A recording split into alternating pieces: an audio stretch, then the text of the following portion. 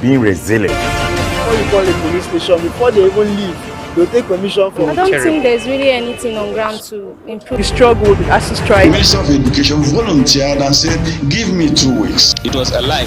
The president never gave me any deadline.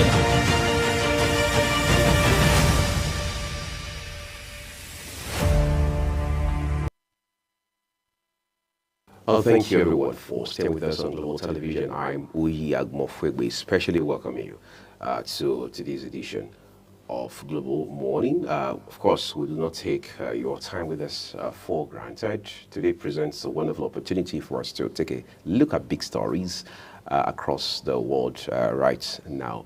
My colleague is also here. I'd like him to introduce himself because sometimes I don't know which of the names to pick. You know when a man is blessed with several names. Yes, of course. It's a beautiful day, Right. and we're so glad that at least we are part of the living today, because that spells more hope for everyone Right. who can hear the sound of our voice right now. My name is Enoch Ramsey Agbo, and of course, it's a very wonderful day, and it's so good that you are there because you know what we're talking about. Seeing another day spells more hope and at least more things to achieve if we really want to achieve it, because it's a matter of choice anyway. You know, I look at, talking about achievement, like you mentioned now, I look at people who have accomplished significant feats in their lives, in their endeavors, whether they are in health, education, or tech, or they are just busy paying attention to the task and the blessing of parenting. You realize that it takes a whole lot of work. Even in this noble profession, the media, for example, it takes a lot of work to achieve something of significance. All right, which means that as you wake up every day, you must be intentional about the choices you make and how you go about pursuing those choices, and the kind of collaborations you also strike to ensure that you achieve your goals as you set them out every other day. It's midweek, by the way, and I always say... Oh, it's midweek. Yeah, yes, it's it is. Wednesday. It's Wednesday. Exactly. So by now, people should start counting their blessings. Monday, Tuesday, Exactly. whatever I achieved. Oh, it's midweek.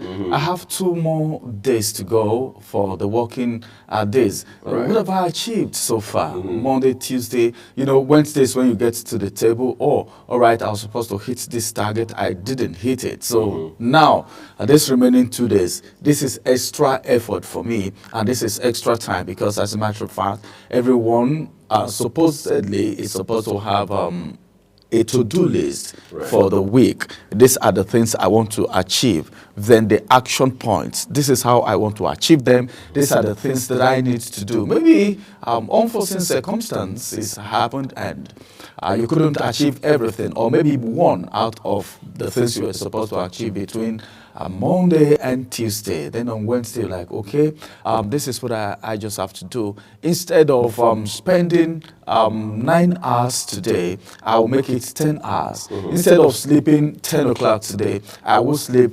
10:30 or maybe 11 o'clock. Just something extra to bring in that extraordinary, because if you really want to hit the nail, you really want to get to that point, there are some things you need to do extra, differently from what everyone is doing, so that at least you can hit that goal. If you have a goal anyway, that's what it means. So I'm sure what I'm saying is that the first place to start from is to ensure that you have a goal. So at least you have that, you're able to get to drive that momentum, all right? Find the impetus, yes. I'm sure science students understand better, all right, to be able to run towards your goal. I'm talking now off the top of my head. I'm remembering the movie Pursuit of Happiness, all right, Will Smith and his son, but that's quite an old movie, even though the story behind it is still very timely and relevant today. But in Nigeria, for example, we also have our own story to tell. President Bola Tinubu has been in the spotlight for a while now, particularly in light of the hardship that citizens now have to grapple with more than ever before. We're seeing people now saying, look, we are not getting certain things right. Fundamentals are not being done right in this country, particularly as it has to do with the quality of living, standard of living, cost of living, everything around living, basically.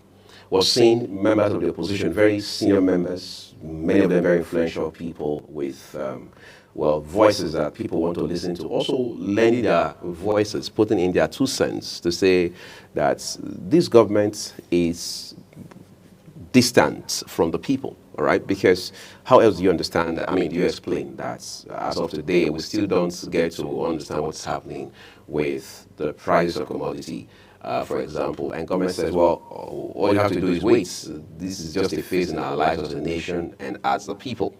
It is going to pass. But I think even though Nigerians particularly have, for the right reasons and good enough to say, reputation for being patient, particularly patient, of course, at the point we had been ranked the happiest people in the world. At this point, however, it is very clear that Nigerians are now eagerly awaiting that time when this phase will pass. Well, one of the things that the president have constantly said is that there will be light at the end of the tunnel. And somebody said the Nigerians are wondering how deep collapsed 5 times. So 5 times. Would there still be light at the end of the tunnel? Well, that's another issue because if you see the grid keeps collapsing and we're expecting light at the end of the tunnel. Someone will be wondering, how deep is this tunnel?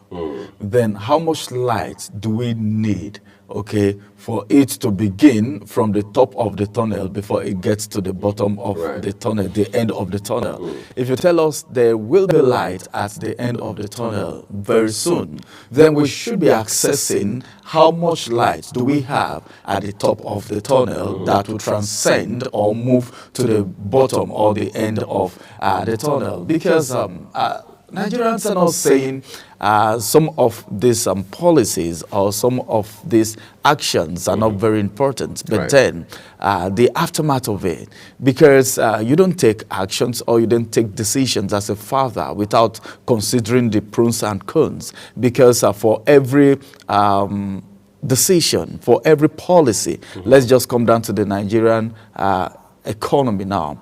Every policy, everything you do should be how you can at least make these people happy to an extent. Nigerians are very resilient. You said something just now. Nigerians are people that are always expectant. They believe it will get better. That has been one phrase that a lot of Nigerians use. And, you know, that sounds very prophetic.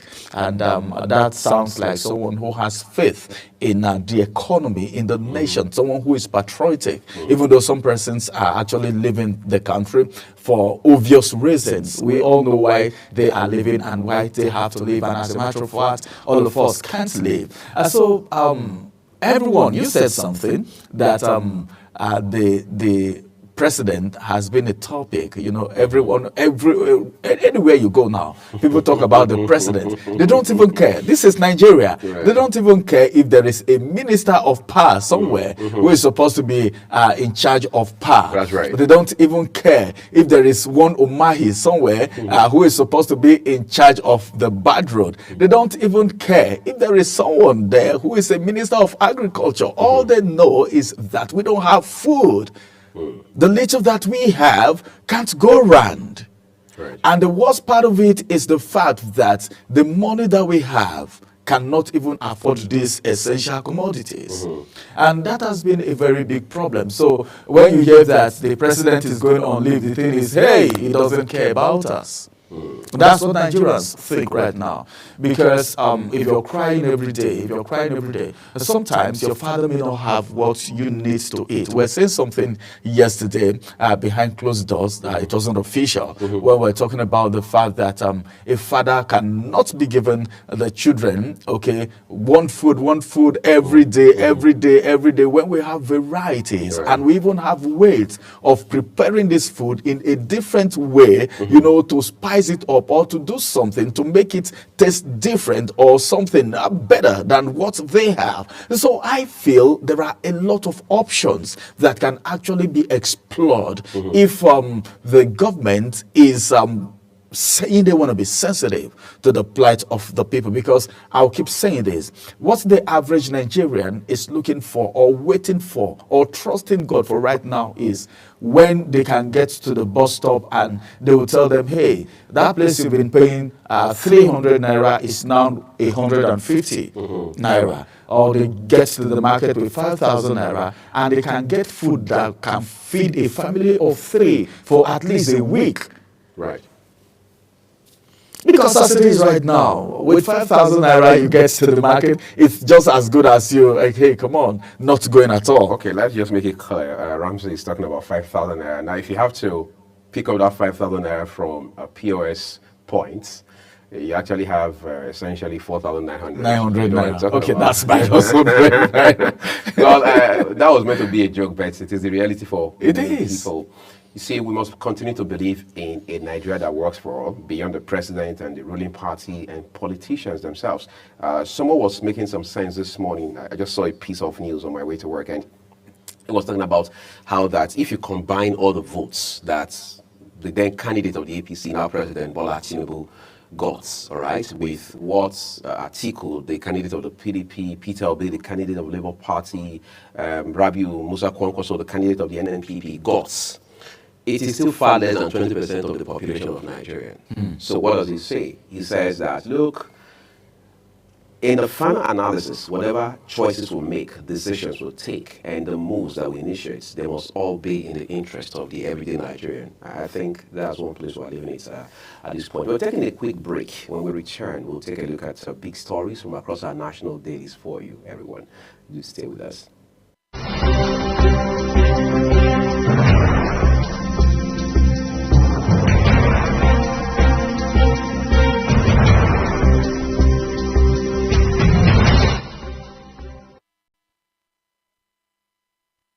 Global Morning is your ultimate destination for engaging political and economic matters. I am Uyi Agmofwebe. And don't forget to include social discussions. Tune in every weekdays from 7 a.m. to 10 a.m. I am Queen Agaba.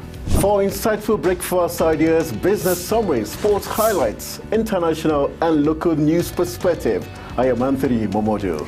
Don't miss the in-depth analysis of current and political issues by the Global Morning team and experts. I am Jumai Manson. Catch Global Morning here on Global Television. Getting on the action. I am Edikan Michael. We are the Global Morning team.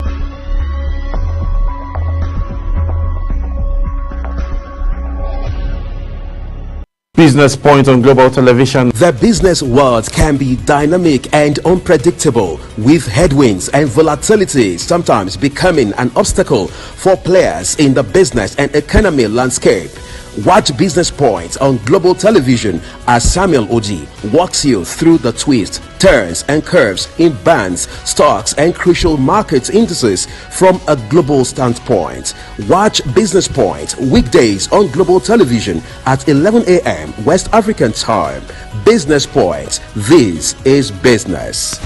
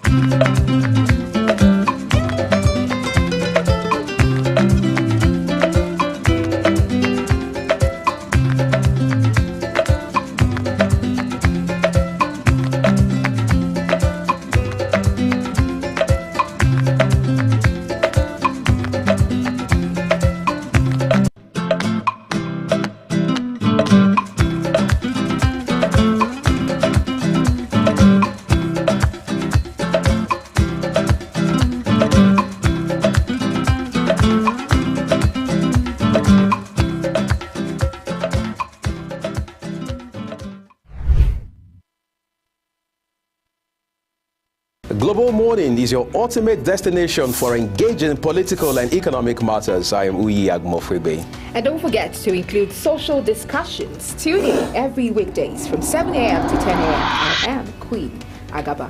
For insightful breakfast ideas, business summaries, sports highlights, international and local news perspective, I am Anthony Momodu. Don't miss the in-depth analysis of current and political issues by the Global Morning team and experts.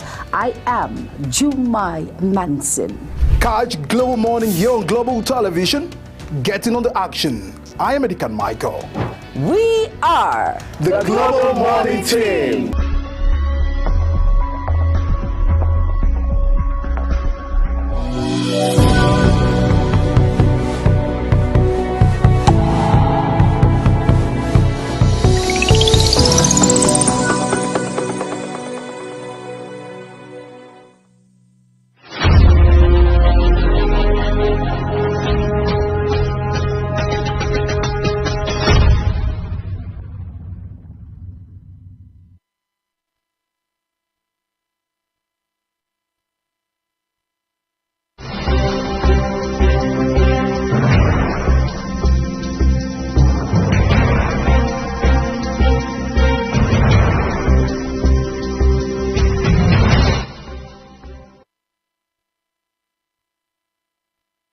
Global Morning is your ultimate destination for engaging political and economic matters. I am Uyi Agmofwebe. And don't forget to include social discussions. Tune in every weekdays from 7 a.m. to 10 a.m. I am Queen Agaba.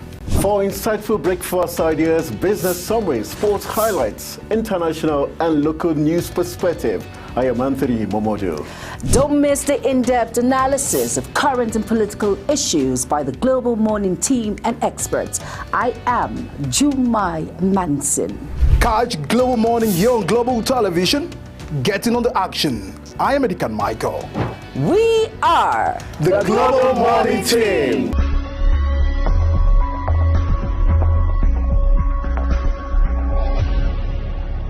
Business Point on Global Television. The business world can be dynamic and unpredictable, with headwinds and volatility sometimes becoming an obstacle for players in the business and economy landscape.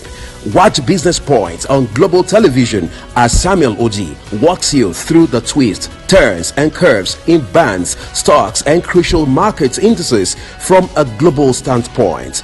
Watch Business Point weekdays on Global Television at 11 a.m. West African time. Business Point. This is business.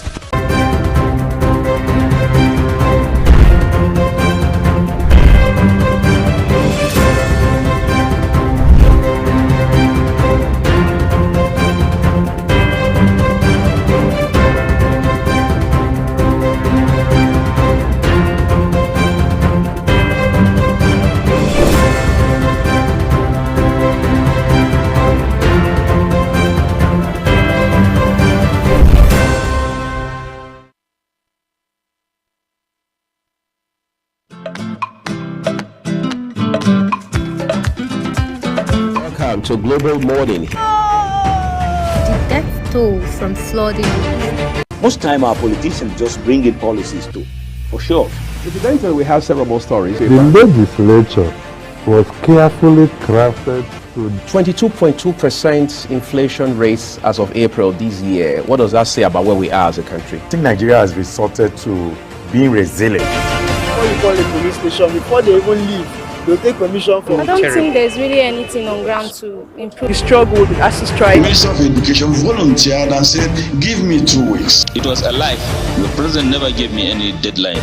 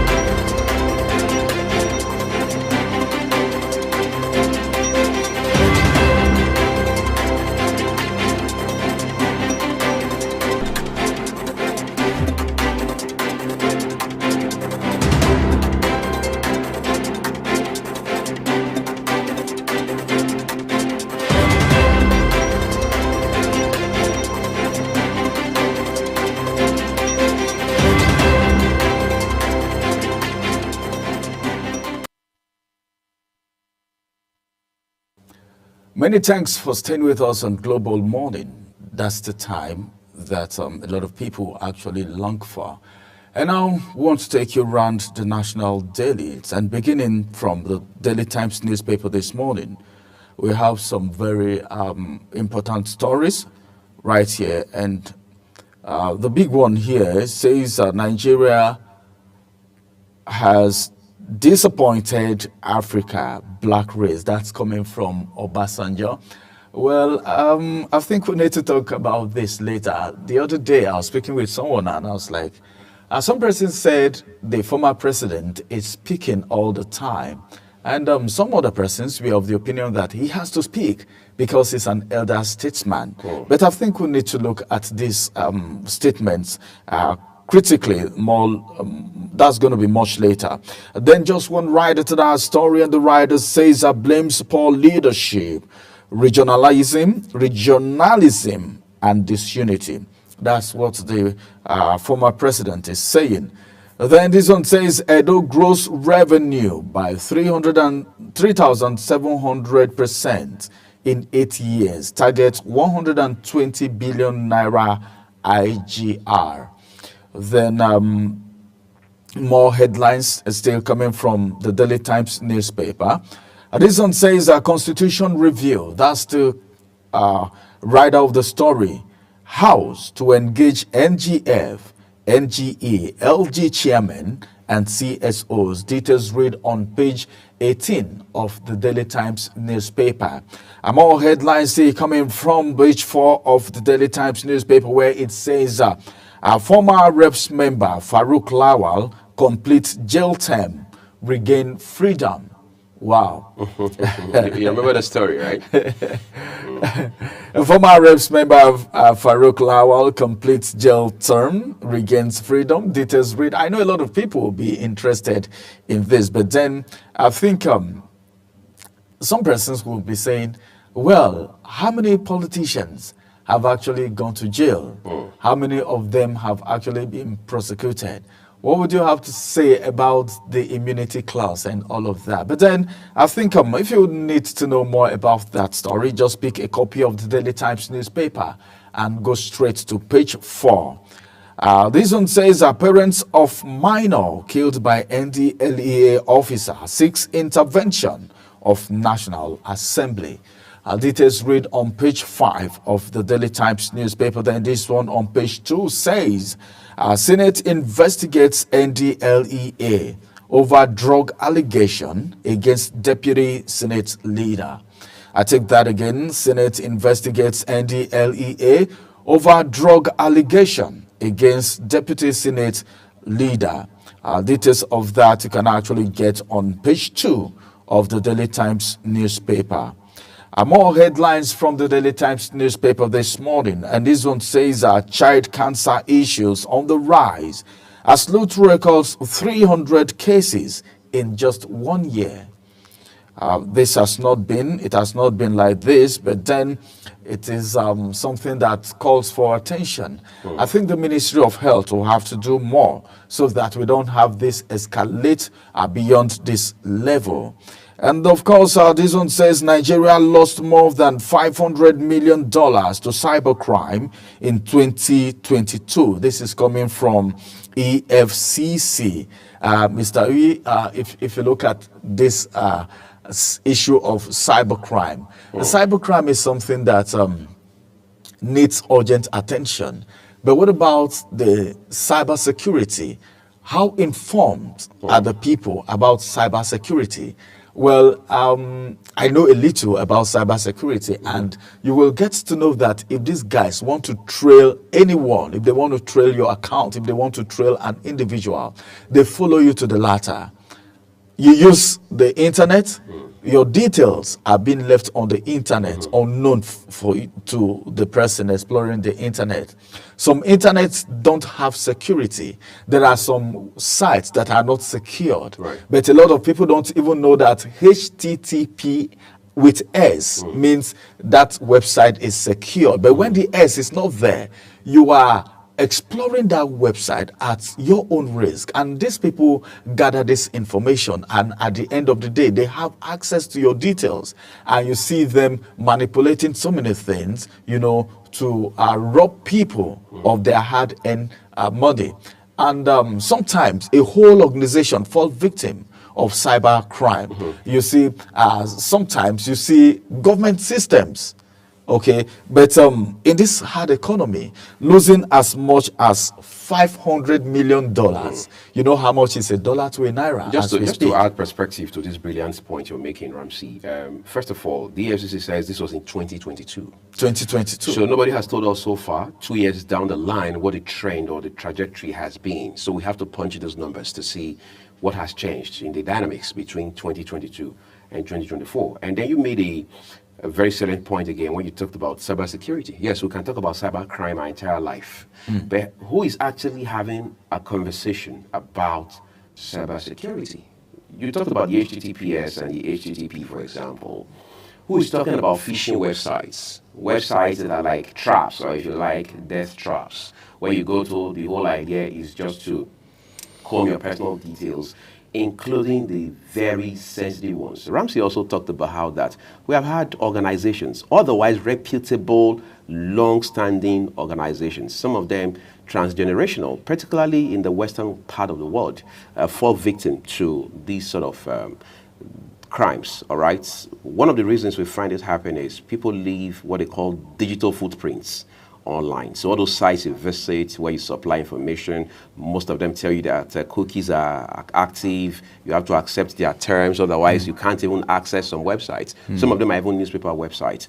We have seen, anti-competition agencies across the world have this fight with the big tech, whether with the Googles or the Microsofts or with the Apples and so on and so forth. But in final analysis, what it means is that the world is changing, and that change is happening real fast. And the internet has contributed to a very, very large extent to this kind of change that we're seeing. Look at business email compromise, for example, where you see organizations losing millions, real-time millions in dollars. Of course, the hush puppy story comes to mind real quick in this regard, but let's not turn to tech this morning. All right, well, that's going to be the size of the headlines from the Daily Times newspaper this morning. Let's get to Uyi for the next point of call. Great. Let's talk about the big headlines from the Daily Trust. Quickly, just immediately beneath the nameplate, it says Nigeria-Libya saga. CAF may decide case today. We look forward to that. 19 die in Plateau auto crash. Quite a sad story. By the way, we understand that a certain football team also had a crash yesterday. Quite a number of the occupants of that vehicle sustained injuries, but we're glad that no life was lost. All right, still looking at stories beneath the nameplates. Tinubu to Nigerians. Buy petrol at 1,000 naira per litre or CNG at 200 naira per meter. All right. That's some sort of play of words. Buy petrol at 1,000 naira per litre or buy CNG at 200 naira per meter. In other words, the president is saying, look guys, we're here now, we're here. There's nothing much you can do about that. So the choice is yours. The options are in front of you. You have 1,000 naira petrol pump price. You have 200 naira per meter of CNG. So what are you going to do? All right, basically, the presentation of these issues is almost as important as the issues themselves. We understand the president is back home. He's been back home for a couple of days now, returned to Nigeria just over the weekend. The question is, what exactly will change? What exactly will the government do differently under the leadership of the president? For those who are serving at his, behests, they are probably afraid now that the president now has a list of those who is going to send away, or those who are going to leave us, to use the president's words. But you see, beyond who leaves the cabinet and who stays, the important thing for Nigerians will be what difference will be made. Because ultimately the buck stops with the president. He has the powers to hire and fire, even if he has to send those names to the National Assembly for ratification. In the final analysis, it is the president that decides who works with him, because he has to put a team together and he has the latitude to determine who makes that team. But ultimately, Nigerians want to see what has changed in their lives since the last 17 months that this administration has been in place. Okay, well, a lot to talk about, quite frankly, but let's bring you headlines quickly. IMF downgrades Nigeria's growth prospects to 2.9%. Before now, the IMF had told us Nigeria would do something in the neighborhood of 3.1%, but now there's a downgrade to 2.9%. But regardless of what the IMFs and the World Banks are telling us, Nigeria as a country must learn to take its own destiny in its hands. Mother-son's shots as hoodlums attack FCDA director's apartments. Quite a sad story there you will find on page 21 of today's issue of the Daily Trust newspaper. New chapter begins, says Farouk Lawan after leaving Kuje prison. Of course, it goes without saying. What's the big story here today? It says millers, barbers, tailors explore massive blackouts in the north. Millers, barbers, tailors deploy massive blackouts in the north. I was just talking to Ramsey a while ago about how we cannot reach one of our guests, very important guests up north, northeast in particular, apparently for the same blackouts reason. But the big story has two riders with it. First one here says power outage grounds business activities. Minister raises committee to investigate grid collapse. We understand a an ad hoc committee has been set up to look at the immediate and remote causes of incessant grid collapses. But will this committee see the light of day? Will their work even mean anything to the government at the end of the day? Will it change the narrative around incessant grid collapses in Nigeria? We wait to see. Declare state of emergency in electricity sector. Well, we did that with the agricultural sector last year. We are yet to know what has happened with that. So it's not so much about whether you are going to declare state of emergency or not. It is about who is monitoring and who is being held accountable. All right, because at the end of the day, it's going to be blame game, and when that happens, it just shows how not very serious we are about these issues. But let's look at the last headline for you from the Daily Trust newspaper this morning. Court halts Kano LG polls, dissolves electoral commission. This is a watershed moment for grassroots democracy in Nigeria, more so for grassroots election in Kano State. Well, that's what we'll leave it with the Daily Trust newspaper this morning. Let's turn to the next paper, First News, and Ramsey has the big headlines for you. Okay, let's quickly look at the First newspaper, where it says Reps condemns rising one-chance crime in Abuja, 6 action. Well, I know the Abuja residents can actually relate. They can relate to what I'm saying. This headline, Reps condemns rising one-chance crime in Abuja, 6 action.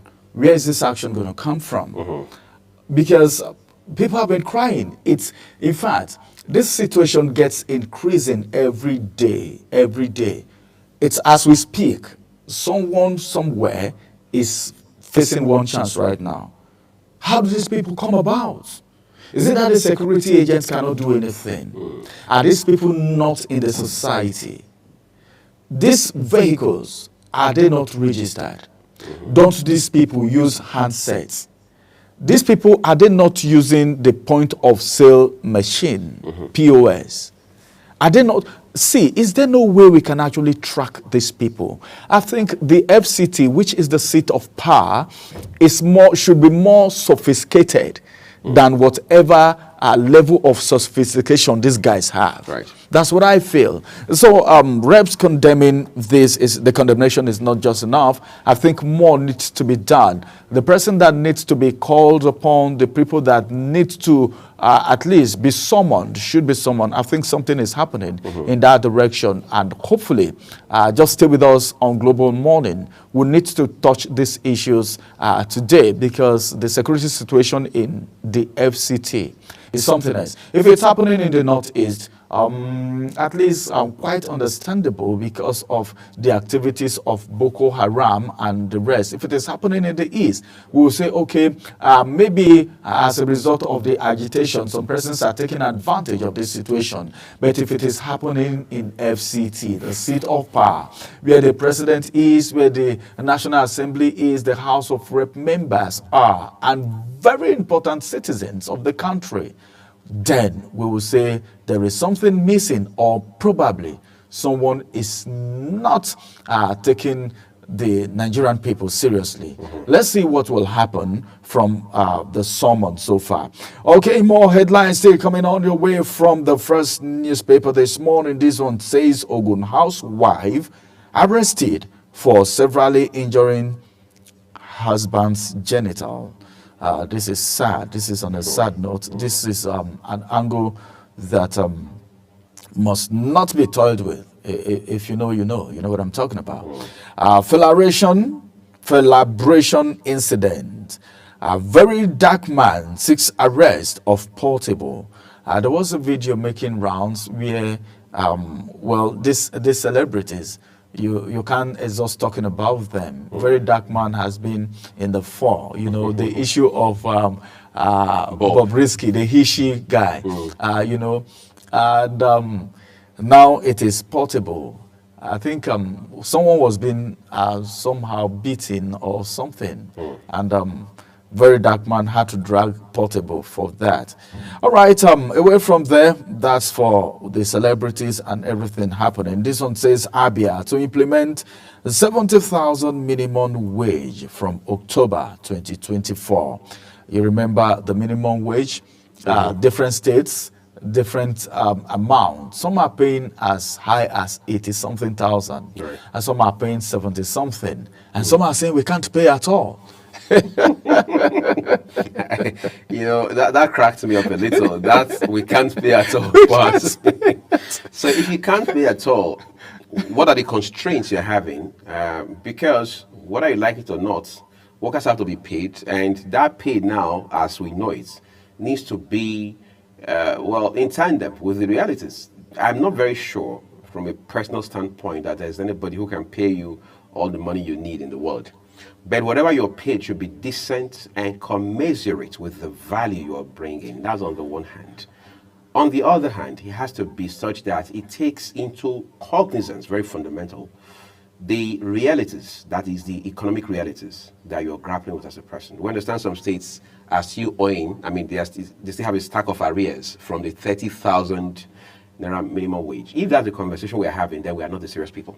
As far as such states are concerned. I mean, it's as simple as that.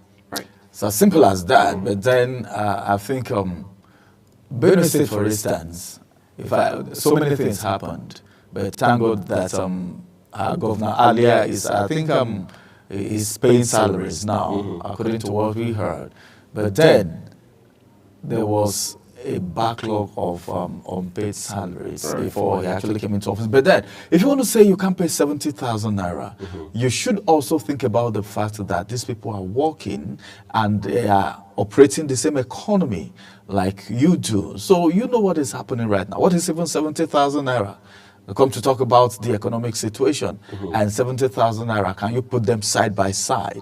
What can 70,000 Naira afford right now? A bag of rice is going for as high as 100 and something thousand Naira, 90 something to 100 and something thousand Naira. So, I don't know. I think I'm even thinking the federal government should still revisit this 70,000 Naira. Right. If NLC is saying, well, we actually agreed 70,000 Naira because you told us the price of fuel will remain where it was. So now if the price of fuel, like the president said just now, if you can't buy petrol at 1,000 Naira, you have the younger brother. The younger brother for 200 Naira per meter. Right. These are options.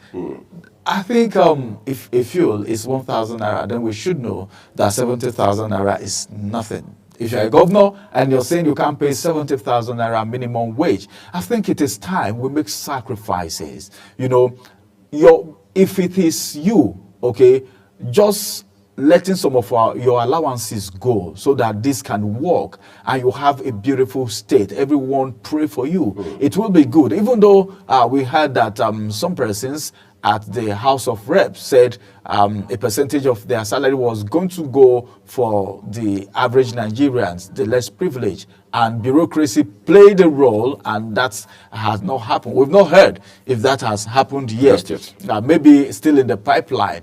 You know, a lot of saying, but the action is not there. And this is one of the things that make Nigerians look down on people in governance. You know, there is this belief that politicians are liars. That's what some persons believe. Not everyone, anyway. How do you change the narrative? How do you change the narrative? These are the little things that you can do to at least water down this belief and perception of the people. You know, but then when you come to say something and the following month you are saying, well, a lot of bureaucracy played out and this didn't happen. And 2-3 months down the line, the bureaucracy, whatever it is, has not been corrected for what you said from that position, from that echelon, and not to hold water until now. I think it's worrisome. You know, it's high time we'll begin to call spade a spade and do the needful. So 70,000 minimum wage, okay, Abia State implementing theirs from October. I don't know if they are going to pay the people the ones they are owing them. Then this one says NDDC boss receive First News Award of Excellence. Congratulations. And this one says MTN, that's the kicker. MTN boss, 5% tax will ruin telecom industry once of possible shutdown. Right. You know, the man spoke just this week, I think it was on Monday, and he said, look, with these, of course, you're aware of the 5% excise that's being proposed now. We understand it's an executive bill that has either been sent to the National Assembly or is in the process of being sent. But the implication, Ramsey, is that in the final analysis, there'll be 5% excise on services such as telecoms. In fact, services and products related to the telecoms industry and other digital items, betting, lottery, e-commerce, and what have you, right? Basically, that's what it is. The argument by the chief executive of MTN is this: if we allow this to thrive, if we accept that 5% excise duty be paid on these listed services, there's a pretty good chance, according to him, by his own assessment, that the telecoms industry, of course, the telecommunications, the private telecoms operators, will end up like Nitel. We may be relatively young, but we all understand how Nitel turned out to the final analysis, right? And that is what gave birth to the telcos, the private telecoms operators that we now see today. So his fear is that if we accept that 5% excise be paid on these services, there's just the possibility that private telecoms operators will end up like Nitel. And we know what that means. It means the industry will probably go back to a far worse place than it had been.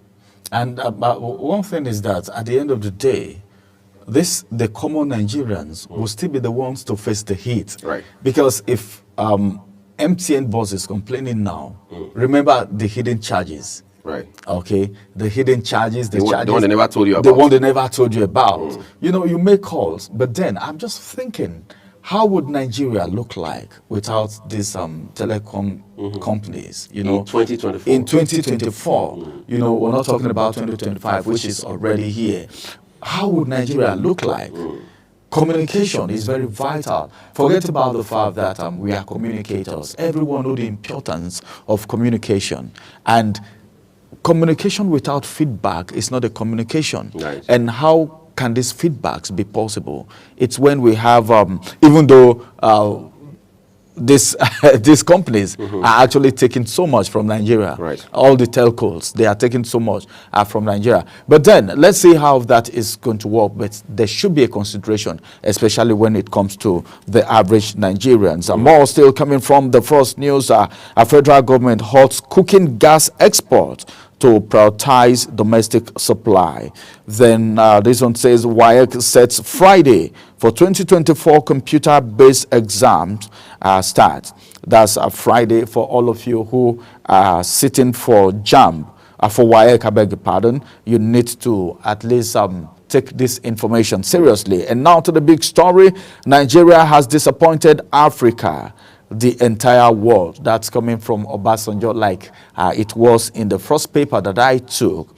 Well, this is a very big statement, but then because of our time, maybe we'll talk more about this since the AM news is actually somewhere around the corner. Maybe we'll talk more about this. Right. Okay. After the news. But let's just see a few headlines from the Guardian newspaper this morning.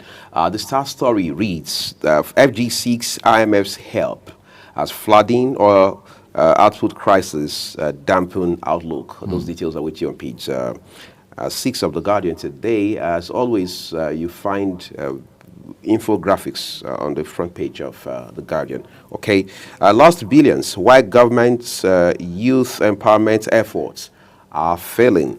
Disco's planned meter phase outs may worsen Nigeria's 7 million gap as FCCPC intervenes. TCN urges calm as 40 cable throws north into darkness. This story seems replicated across papers this morning. Nigeria, others may lose $10.5 trillion to cybercrime next year. That's around the corner. So this in itself is a big conversation. A probate registry issues ultimatum over Herbert Wigwe's estate disputes. But the father says, well, we're fine. We're cool here. We don't have a problem. But this is a different conversation, a different angle to the development. Frequent grid collapse worsening business outlook. That's very glaring. FG ASU, can public varsities afford another shutdown? It's a bit tricky to answer, but we've been here long enough to know that we've seen multiple shutdowns of universities in this country.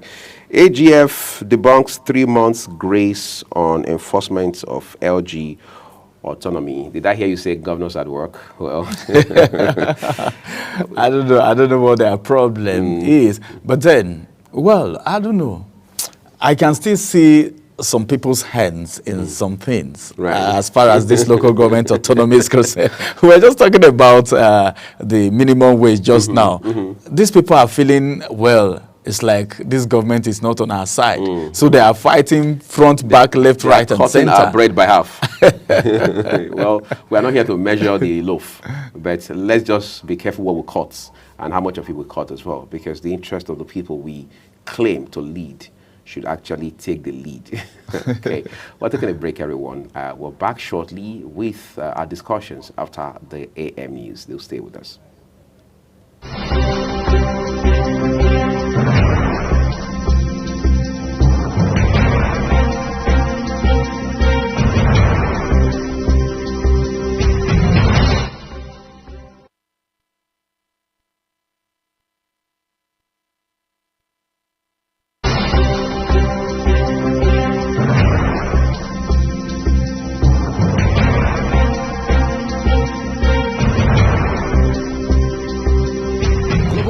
Is your ultimate destination for engaging political and economic matters. I am Uyi Agmofwebe. And don't forget to include social discussions. Tune in every weekdays from 7 a.m. to 10 a.m. I am Queen Agaba. For insightful breakfast ideas, business summaries, sports highlights, international and local news perspective, I am Anthony Momodu. Don't miss the in-depth analysis of current and political issues by the Global Morning team and experts. I am Jumai Manson. Catch Global Morning here on Global Television. Getting on the action. I am Edikan Michael. We are the Global Morning team.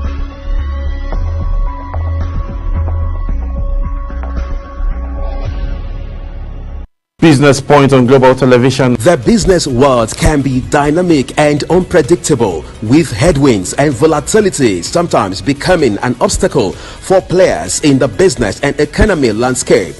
Watch Business Point on Global Television as Samuel Oji walks you through the twists, turns and curves in bands, stocks and crucial market indices from a global standpoint.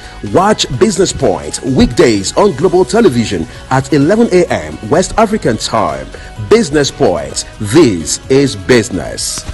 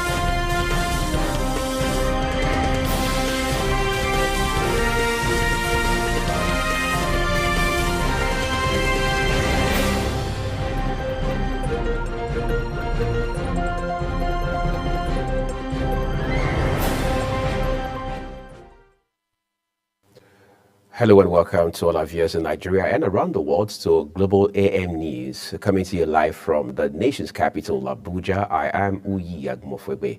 A quick reminder that Global Television is on DSTV channel 365 and free to air on Nigecomsat. Governor Umar Namadi of Jigawa State has disclosed that about 181 people were killed in the tanker explosion that occurred in the state last week. He stated that while 80 persons were still in the hospitals, a total of 210 families were affected by the explosion that happened on October 15. The governor gave the update when he visited President Bola Tinubu. Addressing State House correspondents after visiting the president, Governor Namadi said the state government had already put in place a high-powered committee under a retired Deputy Inspector General to unravel what had actually transpired. The House of Representatives has summoned a Minister of the Federal Capital Territory, Nyesom Wike, over the spate of kidnappings and other security challenges in the territory. The House also summoned the Commissioner of Police, Peter Okpara, and Director General of the Department of State Services, Adeola Ajayi, to appear before the House Committee on FCT, Police Affairs, and National Security and Intelligence. The summons followed the motion of urgent public importance moved by Ismail Dabo during plenary. Dabo says he recently lost his aide to operatives of One Chance who dumped her body by the roadside after robbing her. The Senate has constituted a 6-member committee headed by Senator Eyinaya Abaribe to investigate drug allegations against the deputy leader of the Senate, Senator Oyelola Yisa Ashiru. This followed a personal explanation by Ashiru under Order 42 of the Senate Rules, in which the lawmaker said his privileges were breached by the National Drug Law Enforcement Agency. The agency had said Senator Ashiru's house in Ilorin, Kwara State was raided and consignment of drugs recovered. Chairman of the agency, Brigadier General Mohammed Buba Marwa, retired, made the allegation during a press conference. Edo State's Joint Transition Committee meeting scheduled for yesterday was delayed due to disagreements over the provision of critical documents necessary for the session. The committee, which comprises members of outgoing Governor Godwin Obaseki's administration and the team of Monday Okpebolo, failed to convene as expected. At last week's inaugural meeting, the Secretary to the State Government, Joseph Eboegbe, had commended Obaseki for maintaining transparent financial records. Eboegbe had also promised to provide both hard and soft copies of all relevant documents to the Dr. Pius Odubu-led Transition Committee. However, yesterday, only a handful of Secretariat staff from Obaseki's team were seen at the venue, while all Progressive Congress transition team members were notably absent. Farouk Lawan, a former member of the House of Representatives, has regained freedom from the Kuje Custodial Center in Abuja. Lawan, who was the chairman of the House of Representatives ad hoc committee on field subsidy regime, was arraigned in 2013 after he had allegedly demanded a bribe of $3 million from billionaire businessman Femi Otedola, who accused him of receiving the sum of $500,000.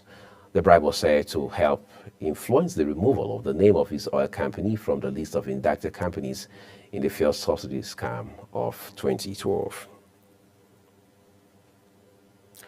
Justice Simon Ameboda of the Federal High Court in Kano has restrained the state's Independent Electoral Commission, (CANSIEC), from conducting the local government council's election scheduled to hold this Saturday.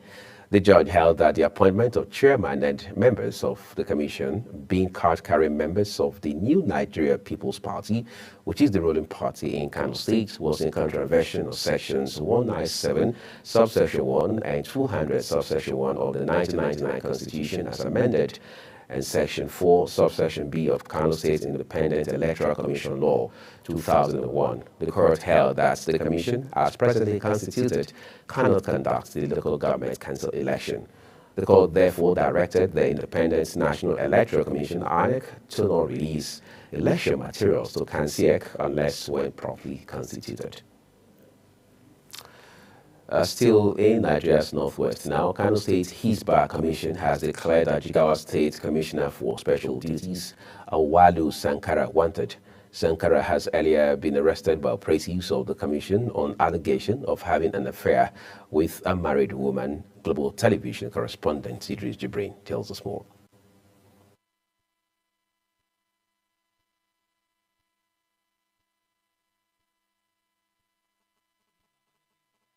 Along Lamido Crescent on suspicion of having an affair. Hisba officials went to the venue where they were, where we are suspecting them to be. And we met them there inside car. Even the Tasnim herself, she hits 5 of our operatives, destroy their phones, but still we managed to arrest them and brought them here to Hisba command.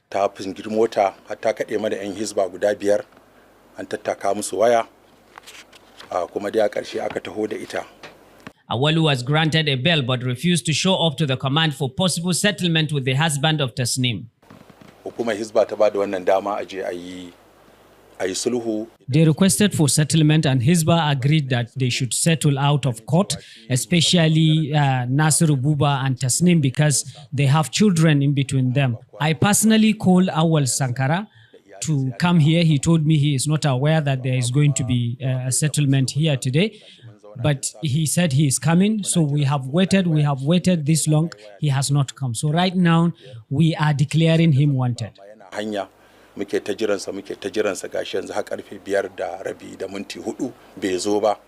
to Tasnim husband, one Nasiru Buba, he has been suspecting his wife's affair with Awalu Sankara, hence his official report to the Hisba Commission, whose operatives later stormed Awalu's guest house at Lamido Crescent in Kanu. It's not like allegedly, you understand? Like we have evidences, we have videos, we have a lot of things, audios and so on.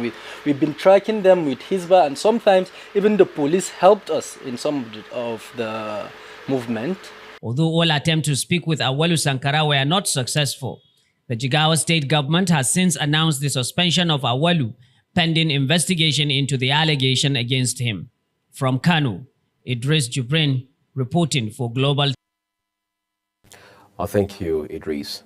The West African Examinations Council, WAEC, says it is set to conduct the second series of its computer-based West African Senior School Certificate Examination from Friday, October 25 to Friday, December 20, 2024. The council disclosed this in a statement by spokesperson Moyoshola Adeshina. The council says the examination would adopt the hybrid mode of delivering the examination, noting that the registration period has been extended to Tuesday, October 29, 2024. The Supreme Court has reserved judgment in the suit filed by 19 states challenging the constitutionality of the laws establishing the Economic and Financial Crimes Commission, EFCC. The court is to communicate a date for judgment to all parties. The plaintiffs in the suit anchored their claims on the Supreme Court's precedent in Dr. Joseph Wombike versus the Federal Republic of Nigeria, arguing that it was the United Nations Convention Against Corruption that was reduced into the EFCC Establishment Act, adding that in enacting this law in 2004, the provision of Section 12 of the Nigerian Constitution was not followed. They argued that in bringing a convention into the Nigerian law, the provision of Section 12 must be complied with. The National Security Advisor, Nuhu Ribadu, says the federal government is investigating Gulf of Guinea as a major route for arms trafficking into Nigeria.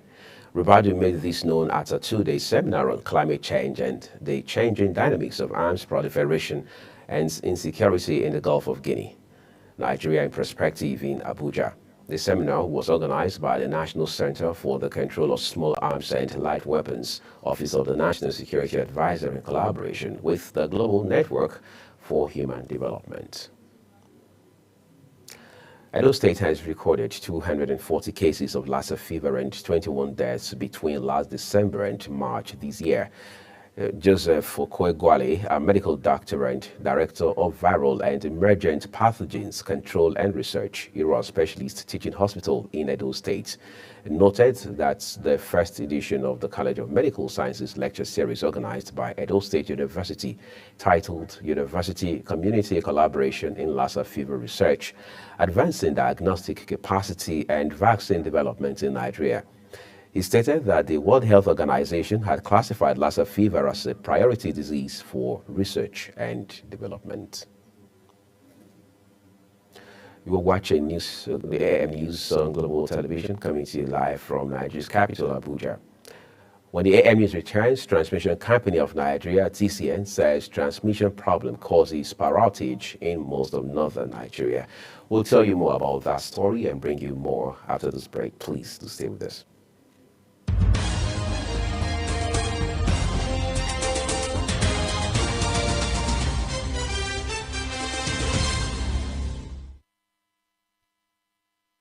This is Global Television, bringing you live broadcasts of the AM News. Thank you so very much for your time with us. In business, Nigeria is to benefit from Germany's ambitious €4 billion investment in green energy projects across Africa by 2030. This was disclosed in a statement by Director of Media and Corporate Communications at the National Space Research and Development Agency, Dr. Felix Ale. Ale shared the insights following the German Federal Foreign Office H2 Diplo study tour, during which Nigeria's Minister of Innovation, Science and Technology, Uche Nanji, emphasized the strategic importance of the collaboration. Nanji says Nigeria is making a bold move in its energy transformation by positioning itself to benefit from Germany's €4 billion investments and commitments to green energy projects across Africa by 2030.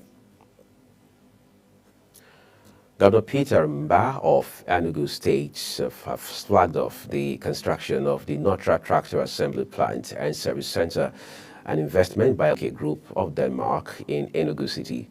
The governor also commissioned the new Watson Dolls industry established by a Chinese firm at Nachi in the state. In unveiling the construction of the Notra Tractor Plant and Service Center, the governor noted that it was a significant step towards his administration's vision to grow the state's economy from $4.4 billion to $30 billion. Experts at the International Monetary Fund, IMF, have observed that Nigeria and other economies in sub-Saharan Africa urgently need to create jobs for their growing population. Athen Laws and Fathen Saliba, two economists at the African Department of the IMF, stressed that the need for quick response to this challenge is pressing across the region, especially in fragile and low-income countries. The experts who made the submission at an analytical corner at the ongoing World Bank IMF meetings in Washington, D.C., noted that the three main challenges must be tackled to address job creation concerns in the region: transforming informality, addressing firm growth barriers, and accelerating structural transformation. Nigeria says it is set to benefit from Germany's ambitious €4 billion investment in green energy projects across Africa by 2030. This was made known in a statement by Director of Media and Corporate Communications at the National Space Research and Green Agency, Dr. Felix Ale. Let's jump to the foreign scene now, where South African President Cyril Ramaphosa says he considers Moscow a valued ally and friend during talks with President's Russian counterparts Vladimir Putin at the BRICS summit in Kazan. And we would like to congratulate you for hosting and being the president of BRICS, having taken over from us. As South Africa, we are sure that you will be able to chair our meeting and our summit, so that BRICS, as the enlarged BRICS body, will continue growing from strength to strength. Leaders from 24 countries are expected to visit Russia for the three-day gathering as Putin seeks to build an alliance of nations aimed at challenging what he calls the West's hegemony. An infection with the new monkeypox variant, Clade 1b, has been detected in Germany for the first time. This was made known by the Robert Koch Institute Health Authority. The institute says the infection occurred abroad and was detected last Friday, noting that it did not see an increased risk for Germany, but was monitoring the situation very closely. Mpox, a viral disease related to smallpox that causes fever, body aches, swollen lymph nodes, and a rash that forms into blisters, has two main subtypes, Clade 1 and Clade 2. From May 2022, Clade 2 has spread around the world, mostly affecting gay and bisexual men in Europe and the United States. In July 2022, the World Health Organization had declared an international public health emergency, its highest level of alarm over the spread. The United Kingdom government, through its Home Office International Operations, says its collaboration with Nigeria in the fight against substance abuse and illicit drug trafficking is yielding positive results. Head of United Kingdom Home Office International Operations, Victoria Pollen, stated this when she led her colleague, Christopher Hawksfield, on a visit to the National Drug Law Enforcement Agency headquarters in Abuja. The meeting was held to sign a renewed memorandum of understanding between two entities. And now let's turn to sports with some excitement. The UEFA Champions League promises thrilling encounters as some of Europe's biggest teams take to the pitch. The action kicks off with Italian giants AC Milan hosting Belgian side club Bruges, while AS Monaco faces off against Serbian champions Shena Zelda. Premier League powerhouse Arsenal welcome Ukrainian club Shakhtar Donetsk to London, looking to secure a crucial win. Glasgow has been confirmed as the host of the 2026 Commonwealth Games, with the Scottish city staging a slimmed-down version of the multi-sport event. The future of the 2026 edition was thrown into doubt when the Australian state of Victoria, the original host, withdrew last year, citing rising costs. However, the Scottish government effectively gave the green light to Glasgow last month, and the Commonwealth Games Federation announced that the 2014 hosts will stage the next games, with the event scheduled to take place from 23 July to 2nd August 2026. The upcoming edition will feature just 10 sports compared to the 19 on show at the 2022 Games in Birmingham, Central England. And that's it on the AM News, and it came to you live from Nigeria's capital, Abuja. A quick reminder that Global Television is on DSTV channel 365, Star Times 276, and free to air on Nightcome's Heart. We encourage you to kindly follow us across all of our social media platforms using @Global Television NG and other handles as you now see on your screen. I'm Uyi Agmofwebe. Thank you so very much for watching. The rest of Global Morning continues shortly.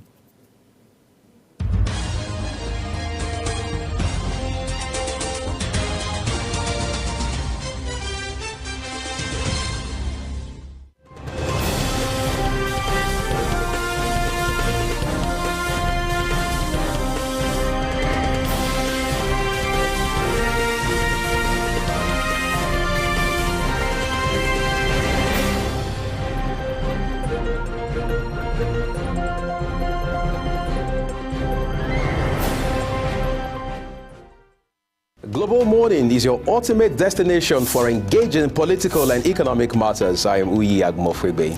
And don't forget to include social discussions. Tune in every weekdays from 7 a.m. to 10 a.m. I am Queen Agaba. For insightful breakfast ideas, business summaries, sports highlights, international and local news perspective, I am Anthony Momodu. Don't miss the in-depth analysis of current and political issues by the Global Morning team and experts. I am Jumai Manson. Catch Global Morning here on Global Television. Getting on the action. I am Edikan Michael. We are the Global Morning team.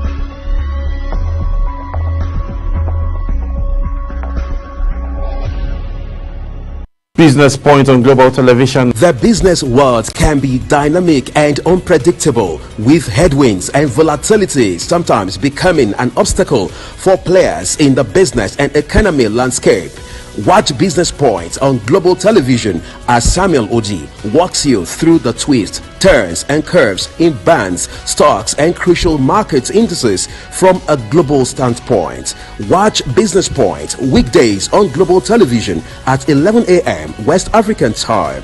Business Point. This is business.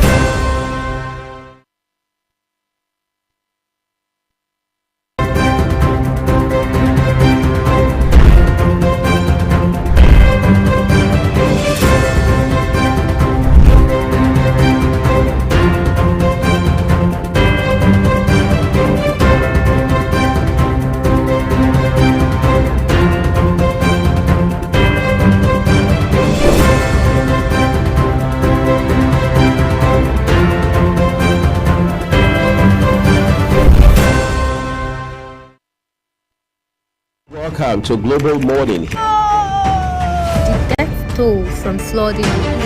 Most time our politicians just bring in policies too, for sure.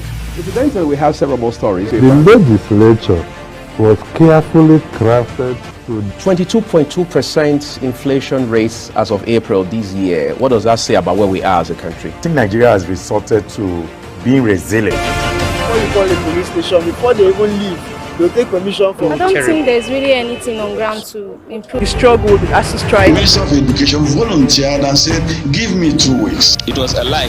The president never gave me any deadline.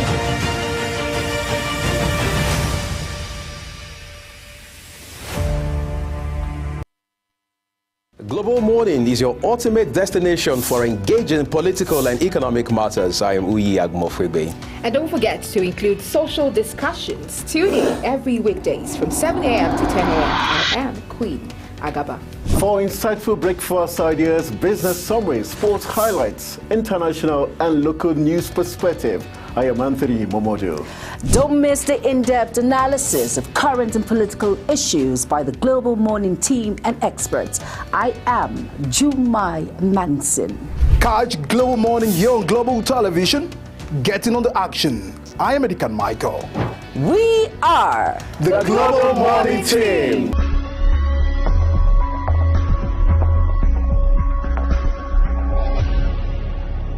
Business Point on Global Television. The business world can be dynamic and unpredictable, with headwinds and volatility sometimes becoming an obstacle for players in the business and economy landscape. Watch Business Point on Global Television as Samuel Oji walks you through the twists, turns and curves in bands, stocks and crucial market indices from a global standpoint. Watch Business Point weekdays on Global Television at 11 a.m. West African time. Business Point. This is business.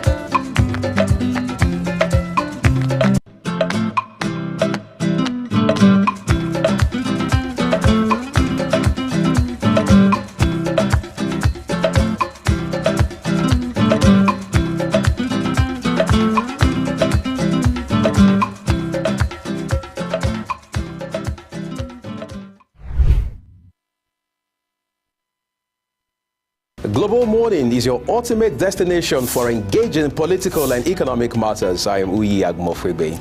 And don't forget to include social discussions. Tune in every weekdays from 7 a.m. to 10 a.m. I am Queen Agaba. For insightful breakfast ideas, business summaries, sports highlights, international and local news perspective, I am Anthony Momodu. Don't miss the in-depth analysis of current and political issues by the Global Morning team and experts.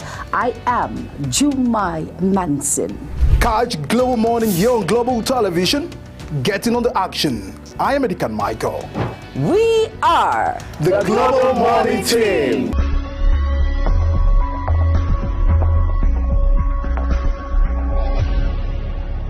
Business Point on Global Television. The business world can be dynamic and unpredictable, with headwinds and volatility sometimes becoming an obstacle for players in the business and economy landscape. Watch Business Point on Global Television as Samuel Oji walks you through the twists, turns and curves in bands, stocks and crucial market indices from a global standpoint. Watch Business Point weekdays on Global Television at 11 a.m. West African time. Business Point. This is business.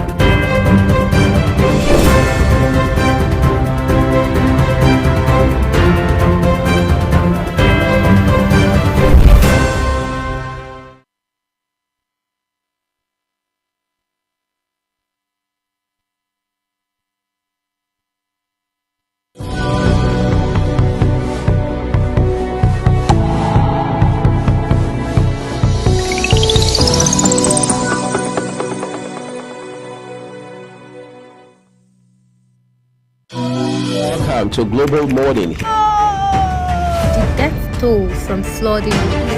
Most time our politicians just bring in policies too, for sure. Incidentally, we have several more stories. The legislature was carefully crafted to 22.2% inflation rates as of April this year. What does that say about where we are as a country? I think Nigeria has resorted to being resilient. Before you call the police station, before they even leave, they'll take permission from I don't think there's really anything on ground to improve. The struggle with ASU strike. The Minister of Education volunteered and said, give me 2 weeks. It was a lie. The president never gave me any deadline.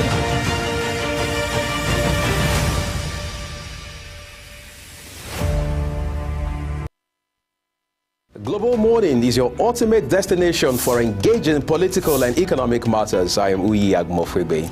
And don't forget to include social discussions. Tune in every weekdays from 7 a.m. to 10 a.m. I am Queen Agaba. For insightful breakfast ideas, business summaries, sports highlights, international and local news perspective, I am Anthony Momodu. Don't miss the in-depth analysis of current and political issues by the Global Morning team and experts. I am Jumai Manson. Catch Global Morning here on Global Television. Getting on the action. I am Edikan Michael. We are the Global Morning team.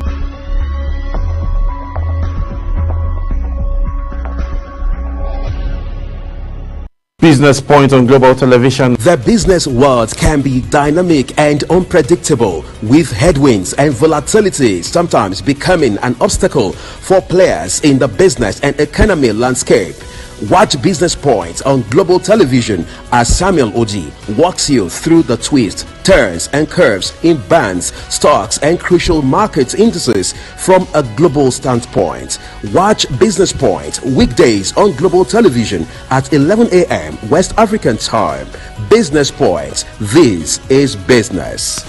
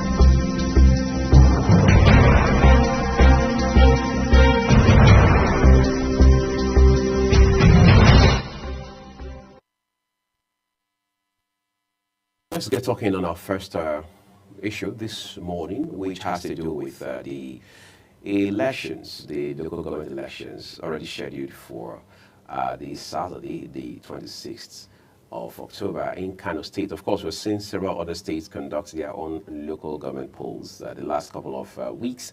But that of Kano apparently has taken a drastic dimension now on account of a court order in that state now halting this process. How much of sense this makes, given where we are at this point in our democratic history, particularly from the standpoint of how local elections are conducted in Nigeria, is quite instructive. We're joined live via Zoom from Lagos this morning on the program by a lawyer and a public affairs commentator, Ladotun Hassan. First, we'll say a big thank you to you, Hassan, for making our time to join us this morning.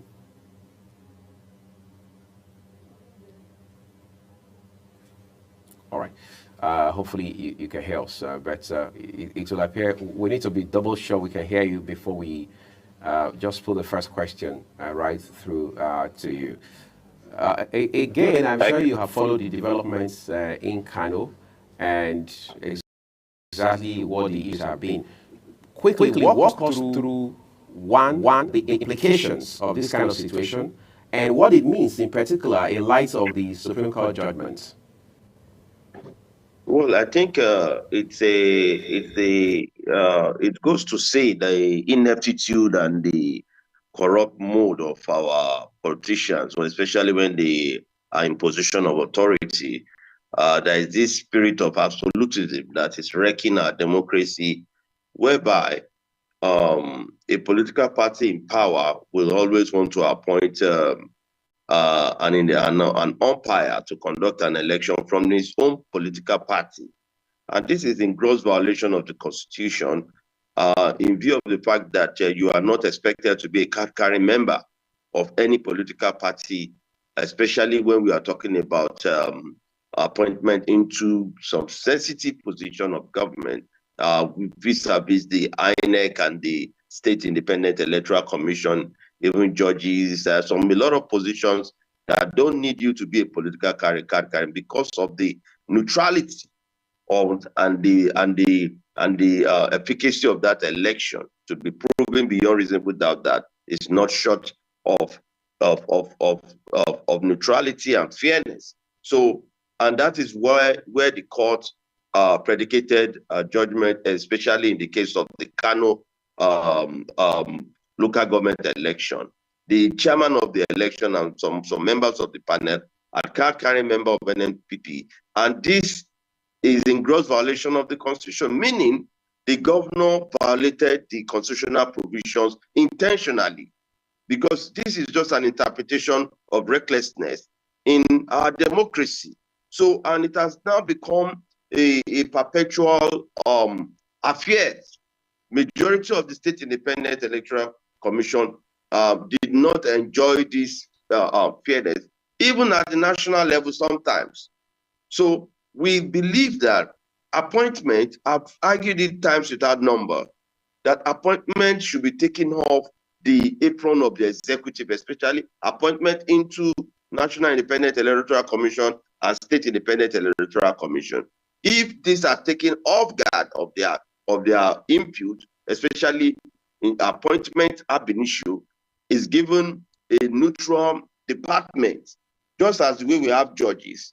There should be, we need a fine-tune a solution on how those that are interested to be in the Electoral Commission and in INEC should have more focal point on conducting free, fair, and credible election, not election that is predicated on you just sweeping and winning all the polls without any fair due diligence in terms of conducting the poll. You see a lot of local government election, you just see an overnight result, everything is just delivered, that the same political party won landslide. How come is the landslide? Are there no other political party on the field? So these are major factor, but definitely in our electoral process in Nigeria. Agbo will be asking you a few questions shortly, but I just want to put this across to you before he jumps into the conversation. This is one amongst 36 states, for example. We've seen other states where similar infractions have been committed by governors. Of course, some people have said most governors in Nigeria conduct themselves. They carry on more like an emperor, all right, in the Middle Ages. But let's come to the immediate case of Kano State right now. In the eye of the law, yes, we understand the state has an option of going to the appeal courts to fight these out, legally speaking, and all of that. But what does it mean for our democratic process top to bottom? Well, you know, it is disgraceful and embarrassing for the state to be appealing such an intentional crime. It goes to say that we lack we lack discipline, mental discipline, when it comes to real issue of morals. Not everything is about politics. There are some things that are just what meets the eyes. And once you begin to look at our governors, even a politician across board, not just government, even the local government chairman, you see that more of absolutism and deliberately serving as oligarchs that have no preference for democratic fairness and value. So the governors, not because of the fact that they just needed to do those things, but because they share from the local government authorized monthly allocation under the preference of joint state allocation, and in which the present administration of President Asiwaju Bola Ahmed Tinubu went far to fight the battle of local government autonomy. It was the battle of local government autonomy that laid the foundation for the conduct of the local government election in order to assess the fund for the local government. So the state governors most of the times always look out for their aprons, their proteges, to be in position of the local government so that they can have unfettered access to the local government fund. It is not out of pity or out of self-conviction that they want to serve the people, but because they just needed more money to cut away most of the times, more money to share, more money to steal, and more powers to radiate amongst each other. So it is not, the people have not come at the center. Because if the people are at the center, the local government, which is the foundation of our democracy and the closest government to the grassroots, if it is messed up, whereby governors at will destroy the interest of the people or do not even allow the people to freely vote or elect their choices, it will backfire. because there will be lack of infrastructural development, there will be lack of mental capacity of that local government chairman to serve the people. He will most likely be loyal to the governor that appointed him, because most of the elections are conducted under the guise of election, but unfortunately, it's just a selection process. Very much. Let me ask this question now, taking you back to Kano State again, because as it is, the election has been suspended right now because of the court judgment. The question is this. Number one, don't you think this will be a setback for the local government polls in Kano State? Because as it is, there is supposed to be a timeline for this election. Then secondly, why is the suspension happening now? Did the chairman just came into office, or this is coming from the powers that be? You know, the politicians know each other. They know who is a member of a card-carrying member of a political party, because most of the times, majority of them jump ship. They just translate their membership from one political party to another with impunity. So they know each other on the field. So picking on the electoral chairman that is a member, card-carrying member, is a fact which has been adduced under a judgment. What we expect the Kano State government to do is to watch his hand clean and choose people that are fair, credible, that are capable to conduct the election immediately. No need for the governor to be looking for who to help him railroad a corrupt process.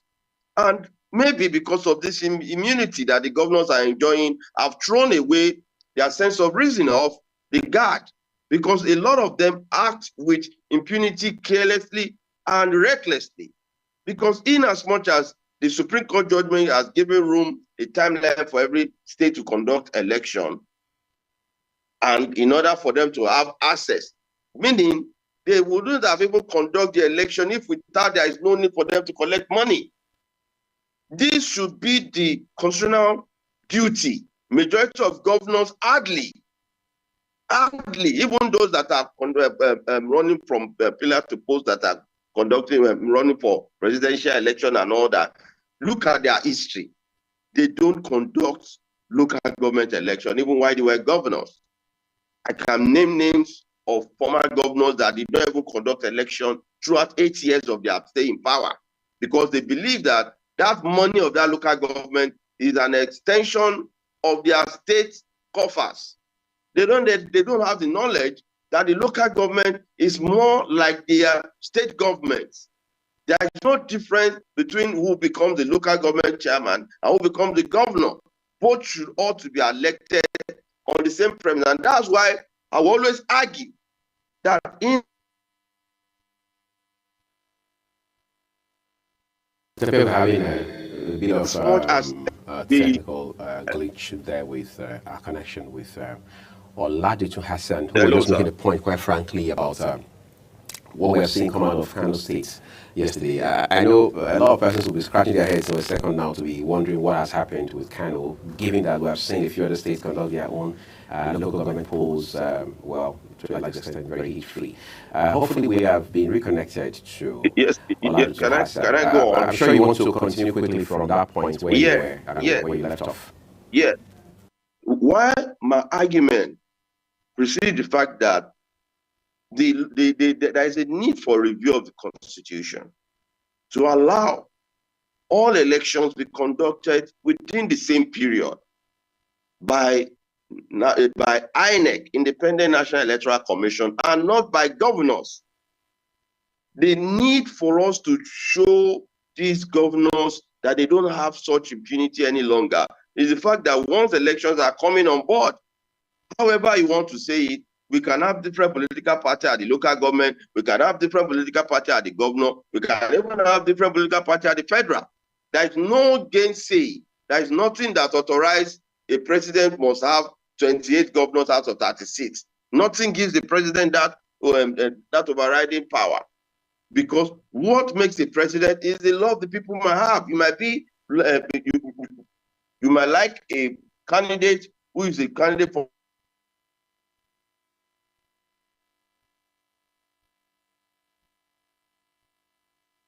Then we'll get reconnected. As soon as it comes up, we'll get reconnected to him.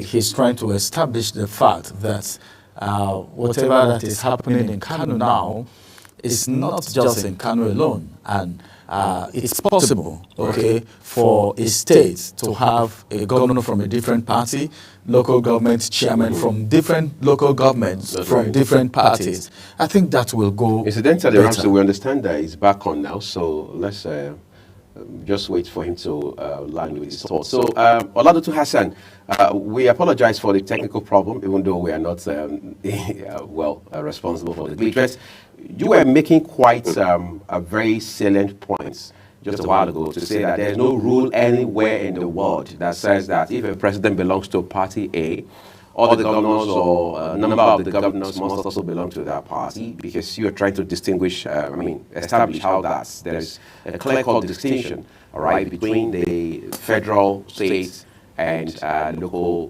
governments. I'm sure you want to take it up from that point. Yes. It is very important that our democracy must work.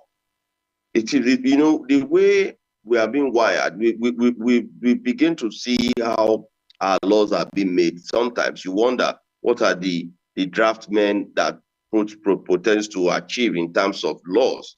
For me, I've always agitated that we will not get it right until we have one singular election. As far as the nation is concerned, the local government chairman, the president, the House of Reps, everybody enjoy the same tenure term.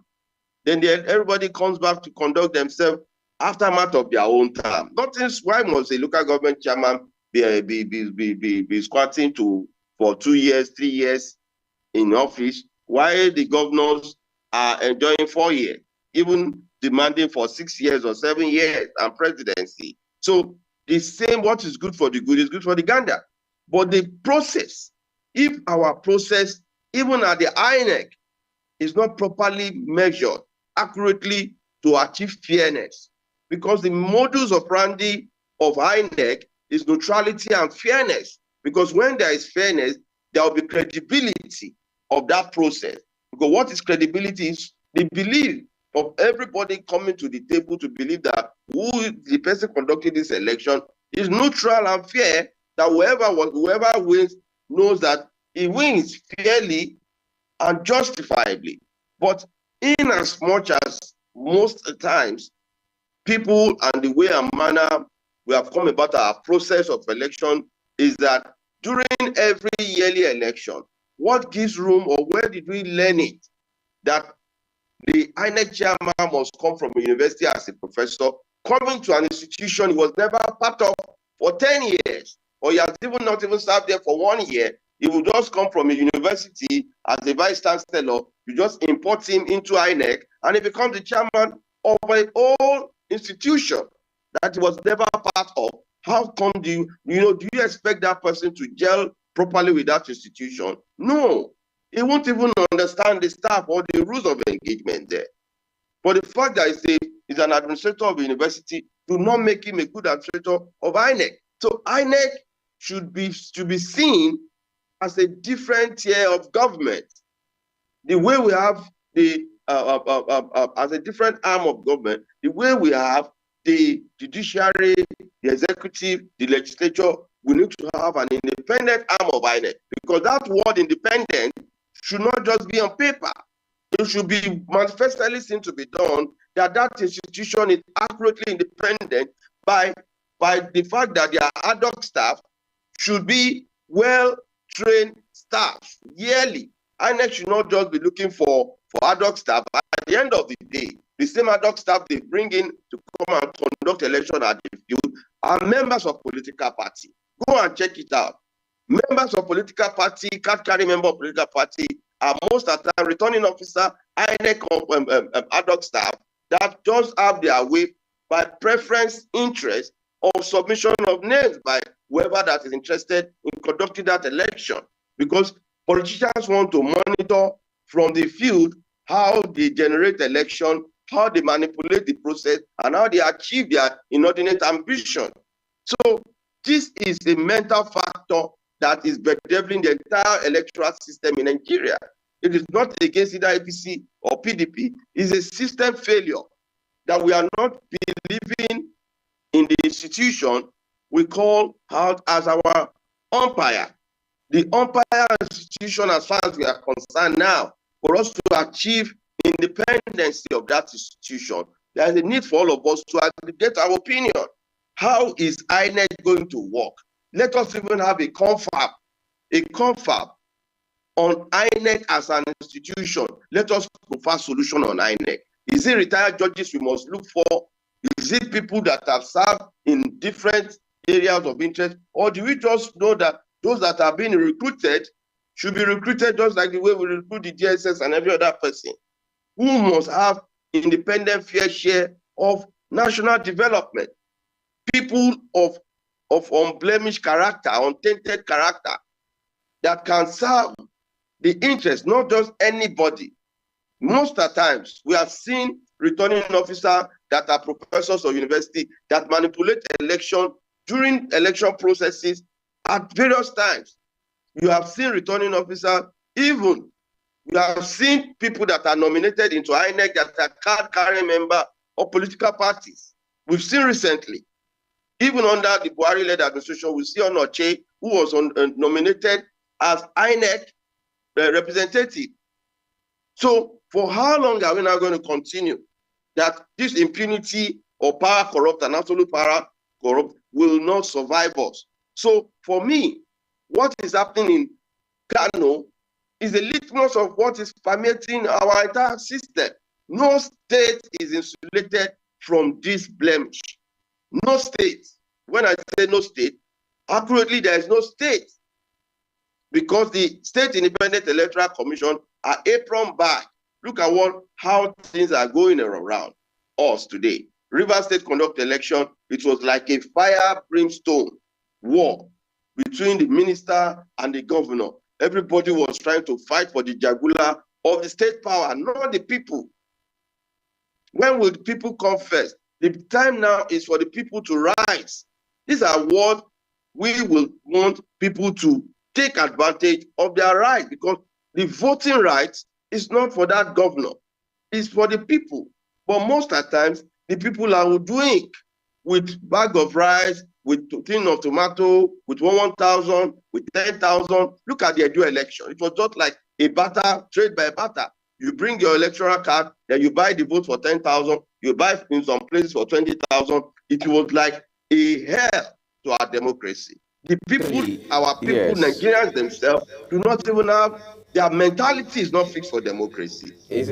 So sorry to say that we need orientation to solving this problem. The system of government. You see, I had to bring you to this kind of conversation because we thought that, you being a lawyer, you would be much better position to understand the legal elements in this issue. But you also stretched it beyond the legal frame to talk about how that this is about our democracy, and we have a responsibility, whether the government of the day, the political parties, the key stakeholders, and of course the people, to ensure that this democracy does work. We would like to thank you very especially for taking our time to join us this morning.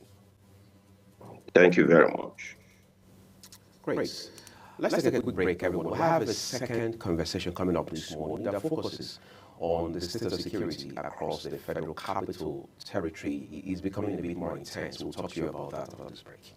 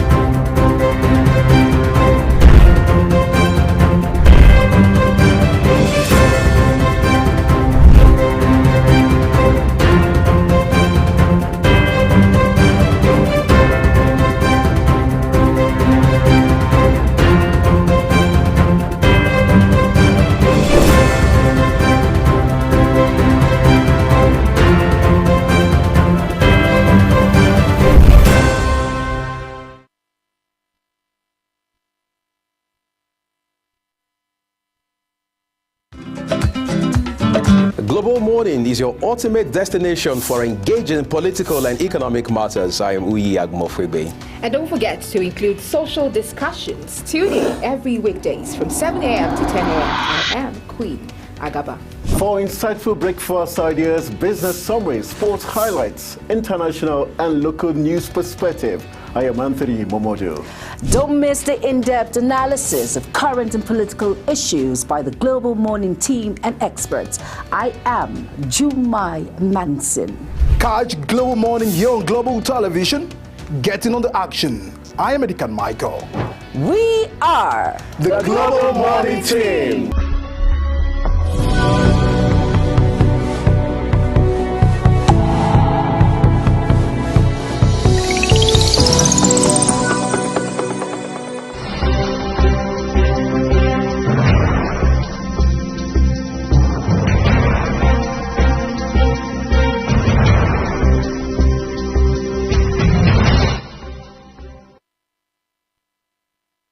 In the last couple of months, it's been one form of sad news after another, particularly with regards to security in the Federal Capital Territory. For many people, a few years before today, it was a case of this will never happen, at least in the FCT, but that hasn't been the reality for the people who live in the Federal Capital Territory. It is either a case of kidnapping in one area council today, or another very sad instance of the so-called one-chance phenomenon the day after that. As of today, it has become so intense that the Commissioner of Police of the FCT, of course, the DG of the Directorate, the Department of State Services, as well as the Minister of the FCT, have now been invited by the National Assembly to say, look, we need to have a sit-down, gentlemen. Let's talk about what the state of security is in the FCT. This is even far beyond the lives and properties that citizens lose. It is also about the embarrassment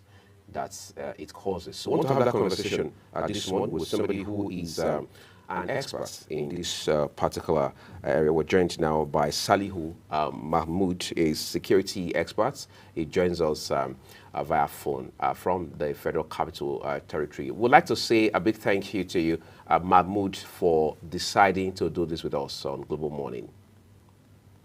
Thank you very much, my very good friend. Welcome. Great. So let's talk about the FCT. I mean, before now, we would hear about cases of insecurity of all kinds: insurgency, terrorism, banditry, kidnapping, armed robbery, and what have you. But today, the FCT has become a hotspot. At what point did we miss it, and what exactly is the broken link? Yes, it is very shameful with the presence of headquarters of Army, Navy, Air Force, DSS, police, and other security agencies headquartered in Abuja. We've been hearing of armed banditry, kidnap-related activities, and other criminal acts in other adjoining states. But today, there seems to be visible in Abuja, particularly one chance robbery, because 2 days ago, a young girl from Okene, Kogi State, who boarded vehicle from Bega Runabout was, because the family were unable to pay ransom, was killed. That is also another form of criminality. Even though in the past, Commissionership of Police Administration of Igwe, who is now an Assistant Inspector of Police in charge of Zone 7, they took certain dimensions to comb the bush parts of Buari, Mpape, Kwali, Kuje, and other suburbs, and they recorded success by apprehending some of the bandits as well as kidnappers. Don't forget, at a time, family of 5 were kidnapped and taken into custody in bushes of Buari. It was under the Special Intervention Squad, the CPFCT, then Ben Igwe MNI, the Guards Brigades, DSS, and others that they went into those bushes and were able to rescue some of them, even though the eldest daughter, who was in 500 level, lost her life. In Abuja, for instance, the major criminal activity now is one chance robbery, and now they have fortified it where initially they convey you, dispossess you of your phone and whatever. Now they have also turned to disguise kidnappers, where after taking a one chance taxi, they take you and demand ransom from your family. One happened at CBN Junction some 3 months ago, where a gentleman closed from work and they did same until the family paid $500,000. Sometimes a lack of surveillance, intelligence gathering, and the manning of certain hotspots known to the security agencies, especially the police that are custodians of internal security, are responsible for this. You find out that sometimes from 8 o'clock and other times you find out these areas like CBN Junction, where there is even FCT police command, is just free. Move to NIA side up to Asokoro, you can't find presence of police patrol vehicle or that of any other agency. Same way around Apo axis, same way around Area 1, around Bega.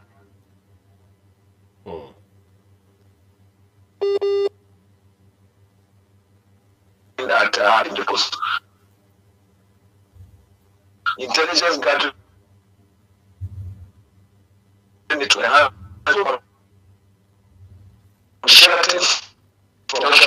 they have been robbing people of their bags and telephone. I know severally how I had to assist some people to the Federal Secretariat Divisional Headquarters, and those boys use knives and what have you. But what to see the police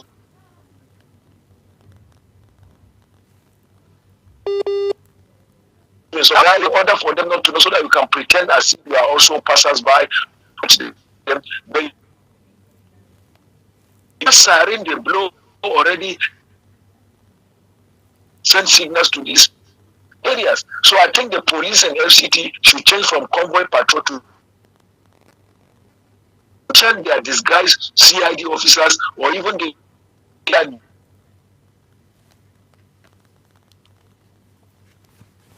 will be able from it. You cannot move from that Sheraton Junction to Tofa House to National Mosque to our Africa, or move to Central area, or go to those Bega, Utako bridges. You are also other things. So. Right. I think there's so much we need to. Yes, thank you, Saliu. I think there's so much we need to unpack regarding this perspective that you are bringing in. But we're taking a quick break now. When we return, then we're just going to wire those elements into our conversation. Do stay with us, everyone.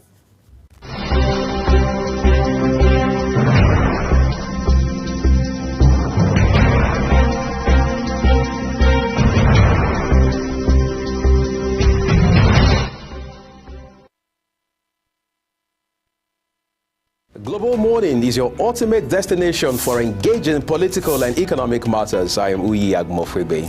And don't forget to include social discussions. Tune in every weekdays from 7 a.m. to 10 a.m. I am Queen Agaba. For insightful breakfast ideas, business summaries, sports highlights, international and local news perspective, I am Anthony Momodu. Don't miss the in-depth analysis of current and political issues by the Global Morning team and experts. I am Jumai Manson. Catch Global Morning here on Global Television. Getting on the action. I am Edikan Michael. We are the Global Morning team.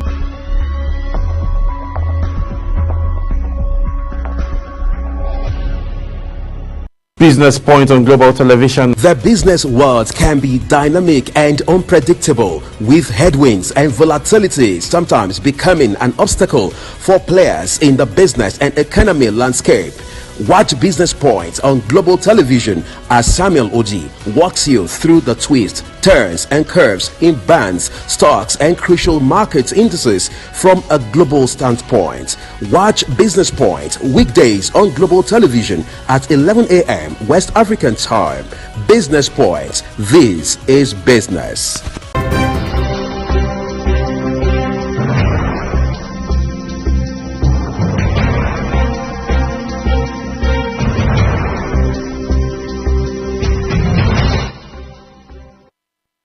All right, let's take, look at this whole narrative from a different angle. So Saliu, I know you were making a very valid point a while ago, but let's talk about how that we probably left the door open in a manner of speaking, because at the point, there were certain things that were totally unimaginable in a place like Abuja. But some of the security experts I talk to, particularly off air, of course, there are things they can't talk, issues they can't speak to on live television. They say, look, once the UN house was attacked, once the Force Headquarters also got its own fair share of attack, it was at that point it became very clear that we had missed something very fundamental. Talk to us about what we could have done to fix this and what we still can do to, if you like, salvage this bad point where we are at now.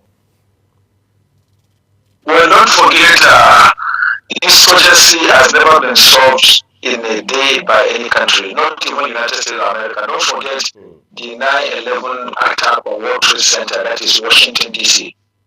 And when you talk about technology, gadgets, America they have it first class, and it happened.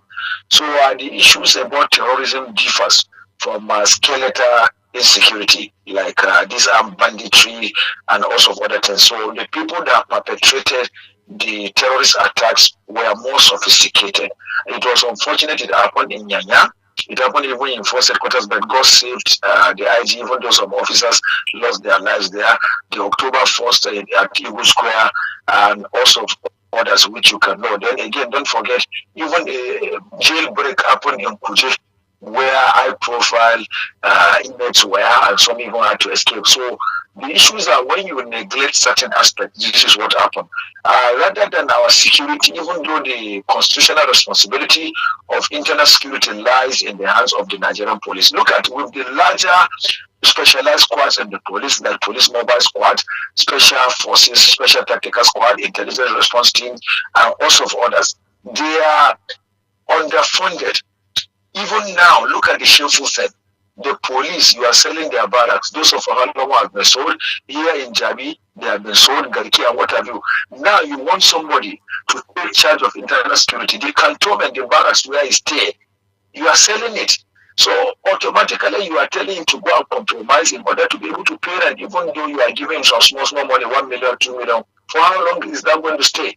So I think the police must be strengthened and restructured for efficiency. Today, police officers that are supposed to be there on combat assignment, intelligence assignment are attached to VIPs, they are attached to market women, musicians, bankers, MDs, and what have you. Not even the government functionaries alone. This ought not to be. There are counter-terrorism officers trained, there are police, mobile police. Before, when you talk about anti-riot police, is the mobile police force, where are they? They are fading away daily. The issues are the security apparatus, especially the Force Headquarters, must live up to expectation, because other agencies like Army, Air Force, DSS, they are complementing their effort. But the custodians of internal security are the police, and I can tell you they are underfunded. Then secondly, the wherewithal is lacking, the morale is lacking as well. The moment it is certain time, you don't find them in certain places. You, unfortunately, even around 8 o'clock from Ritalori to Obasanjo Junction, you see a lot of criminal activities taking place. So even though we've been able to fight those terrorist attacks, at least it has come to BRS minimum, we've not heard of it. Outside that of violence that happened, we've not heard of anyone. But they need to be up and doing by increasing manpower, post officers and personnel, whether in mufti or uniform, to certain areas that already you have as flashpoints. Every day, the police spokesperson, both the first PRO, the command PRO, comes to tell us, we are doing this, we are doing that. When you keep on increasing one chance or other things, if not for the former CP that is now AIG, armed banditry will have taken over FCT. You know, Ben Igwe MNI is another, passionate core who have a zeal to work and what have you. So I think what they need to do, let them bring up active officers.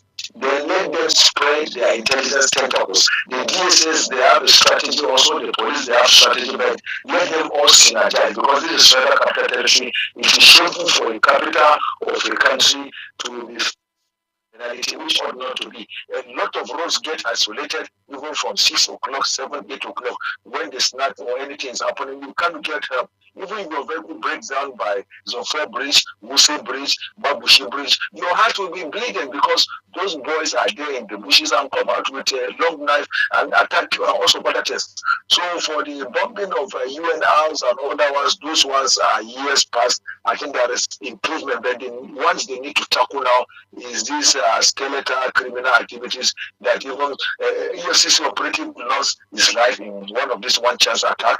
DSS also phone attack, and also other people. The whole Brigadier General was in his vehicle without an orderly the other day by Tofa Bridge. When they slowed down by where you have bombs, they came and snatched the phone from the front seat because the driver was driving at that other side. They put hand. Isn't that shameful for a Brigadier General to be for him to be robbed? And also, but that's a military officer. So above all, let them synergize, spread their intelligence tentacles, then let them stop that convoy patrol they do where they'll blow siren. When police is coming to an area, you already know the criminals run away.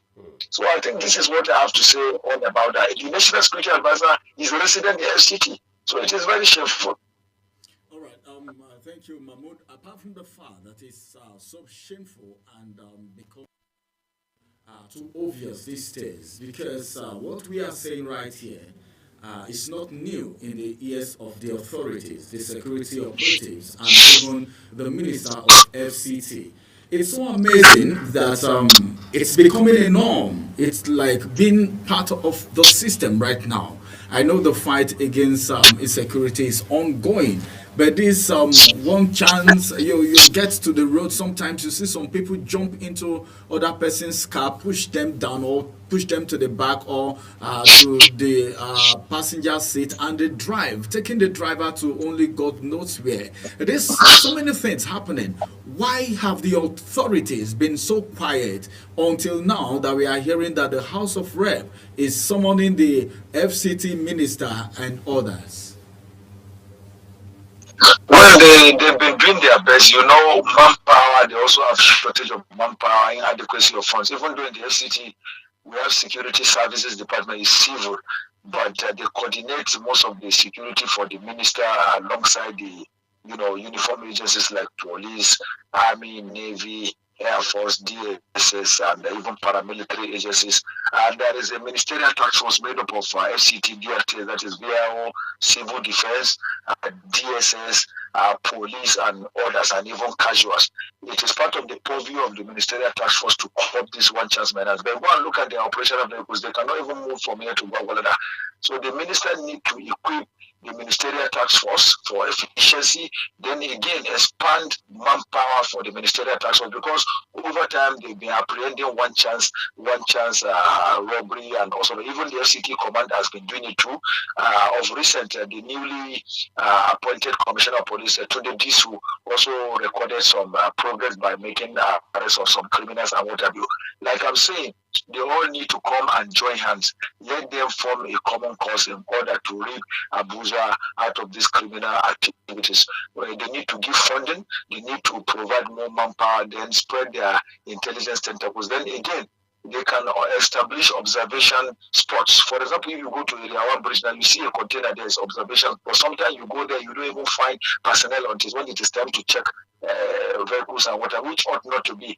So such kind of observation points should be mounted temporarily in many areas. Areas like this National Mosque area, even though the Wuse division normally check. Areas like Central area, areas like Zonfo Bridge, Wuse Bridge, Bega, Utako, Jabi, Central area, CBN Junction, AYA Bridge, Area 1 Bridge, and Apo Axis and other areas. So they can have at least 10 personnel to be mixed with a CID, who will be moving in disguise, to be mixed with mobile police, conventional police, so that if there are any attacks like that before calling for rapid response, sometimes when you even put a call to rapid response, they might take up to 1 hour before coming. Such kind of scenario played out in area when an issue was happening, and I put a call to rapid response of FCT police command. It took them 1 hour before coming. The damage had been done.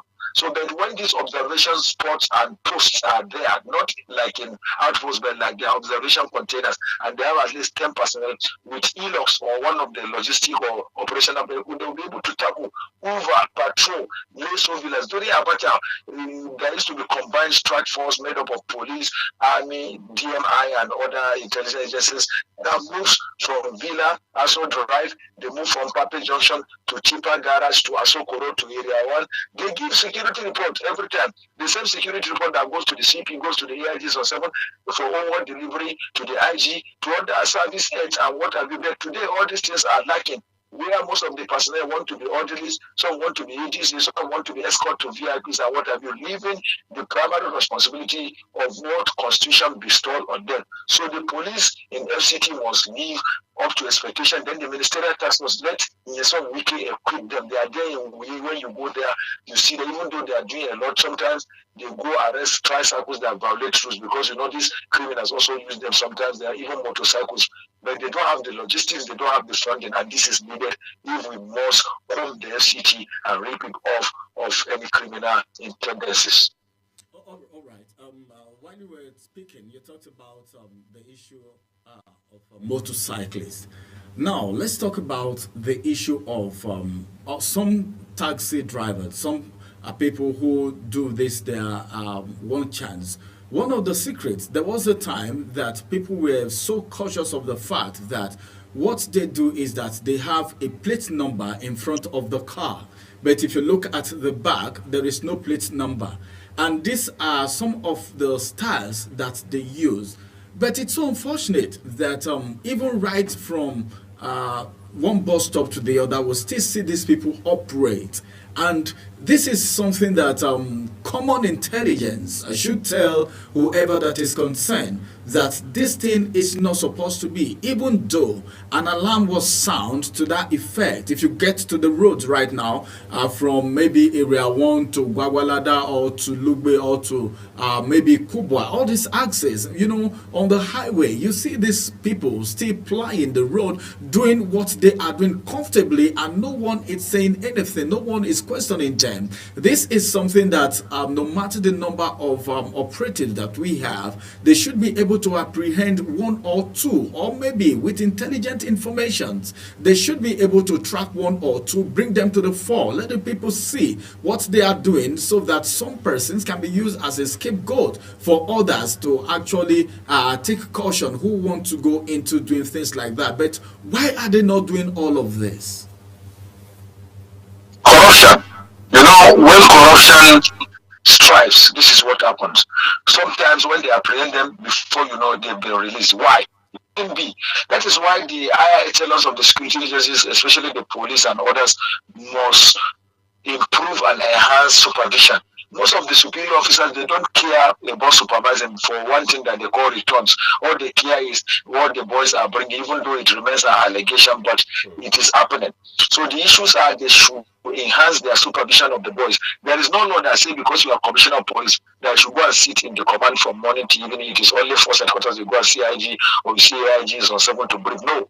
It is also your responsibility to go and check your deputy commissioners, assistant commissioners who are area commands, as well as DPOs you appointed as divisional police officers in local area councils. Then also, you also in turn go to outposts. Go surprisingly, don't let them know.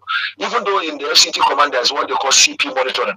They have a team that is CP monitoring that moves to check some of these boys, but sometimes they are not visible in certain places. Like I told you, there is ministerial task force that is also charged with that responsibility of apprehending unpainted taxes, one chance and whatever, but they are not adequately, funded. So how do you expect them to act when you set up a task force?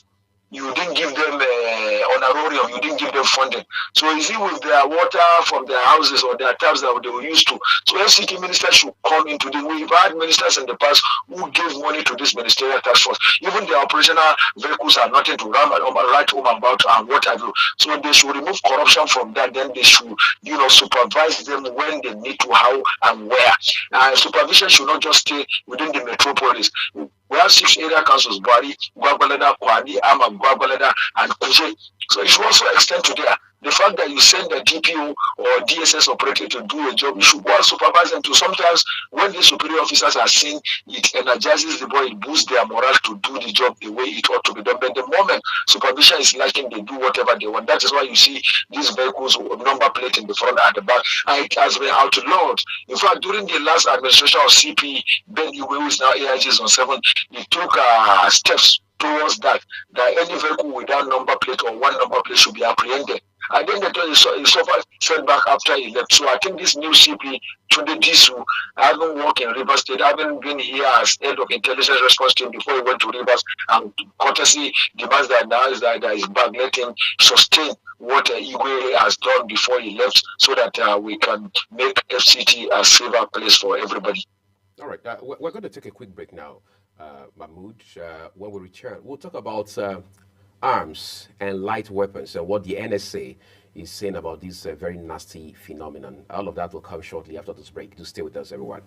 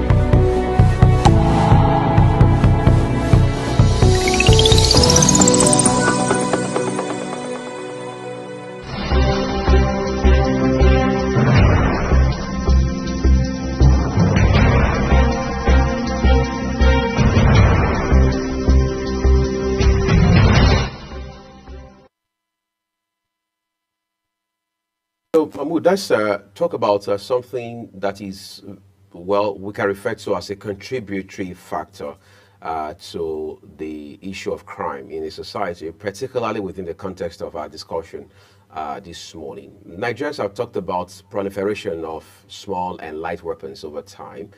Just this week, the National Security Advisor, one man we probably can refer to as the midwife of anti-crime efforts in this country, has said that, first, that those who are members of the armed forces, men in the police force who sell weapons to criminals, are the worst form of human beings. Those are his exact words. That's number one. Then fast forward a few days down the line, he also said that the Gulf of Guinea has been fingered to be a route for the smuggling of small and light weapons, particularly across the sub-Saharan region of the continent. Talk to us about how this contributes to this very ugly incident we're discussing this morning.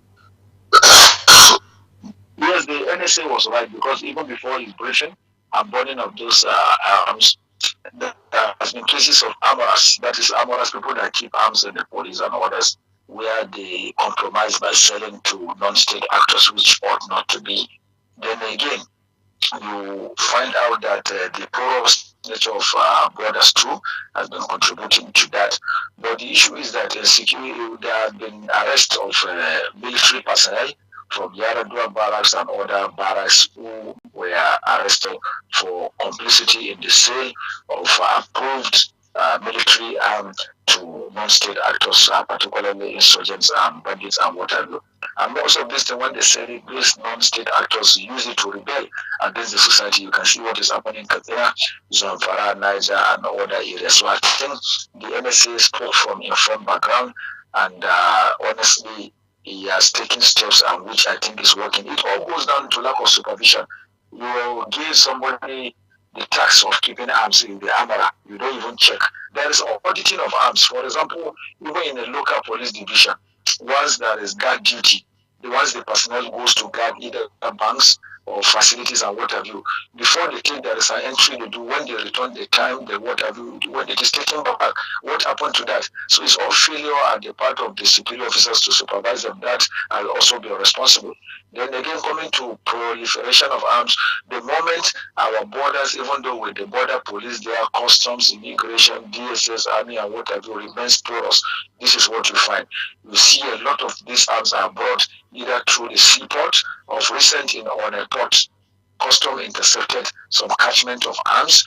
Even in Tinker Island some years back, from Turkey. We never heard of anything of it after the press conference and what have you. So it is not only through the boat parts, even our recognized seaports and other areas, even airports severally and what have you. But at the end of the day, after the press conference, what happens? So these are the issues. So above all, let there be a kind of system, the kind of system that happens in the villa. For example, now for people guarding or working as security in the villa, you find that the same way DMI is watching DNI, Director of Naval Intelligence Operative, same way the Police Mobile Force is watching the CID is watching the DSS. Everybody watch one another. And they are all working as security agencies in the villa.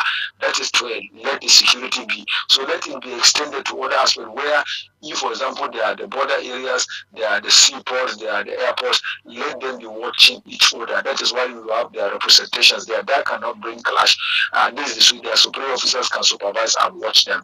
That way we can reduce proliferation of arms, because that has made insurgency to become uncontrollable, as well as armed banditry and what have you. Sometimes you wonder, these non-state actors, where they get the RPG, AK-47, anti-aircraft missile, and whatever, without the connivance of certain serving personnel. And that is why in most cases we say the welfare of these personnel will also be increased and improved, because if you know, you actually can find commissioned officers involved in this. How many times have you heard of saying a lieutenant that is commissioned, either short service officer or regular combatant, that knows he has future up to the general or air vice marshal or rear admiral, or commissioned officer in the police that has future up to AIG or DIG or IG? So it's only most of this you find out the private, constable, corporal, lance corporal, sergeant, staff sergeant, and what have you. You hardly can even find warrant officers doing all these things. So it's these boys whose welfare is nothing to write home about, and they are the ones that does the field job, because there can't be an officer without the boys. So it is the boys that boost the morale of the officer. So it's a two-way thing. So you cannot continuously be giving preference to commissioned officers. They are enjoying everything, then the boys are just left in abject poverty, and sometimes it pushes them to this devilish act. So it must be encouraged, but their welfare must also be something to be looked into and improved. All right, thank you very much, Mahmoud. We are talking about insecurity in FCT, and of course what the state actors are doing and what they are not doing properly.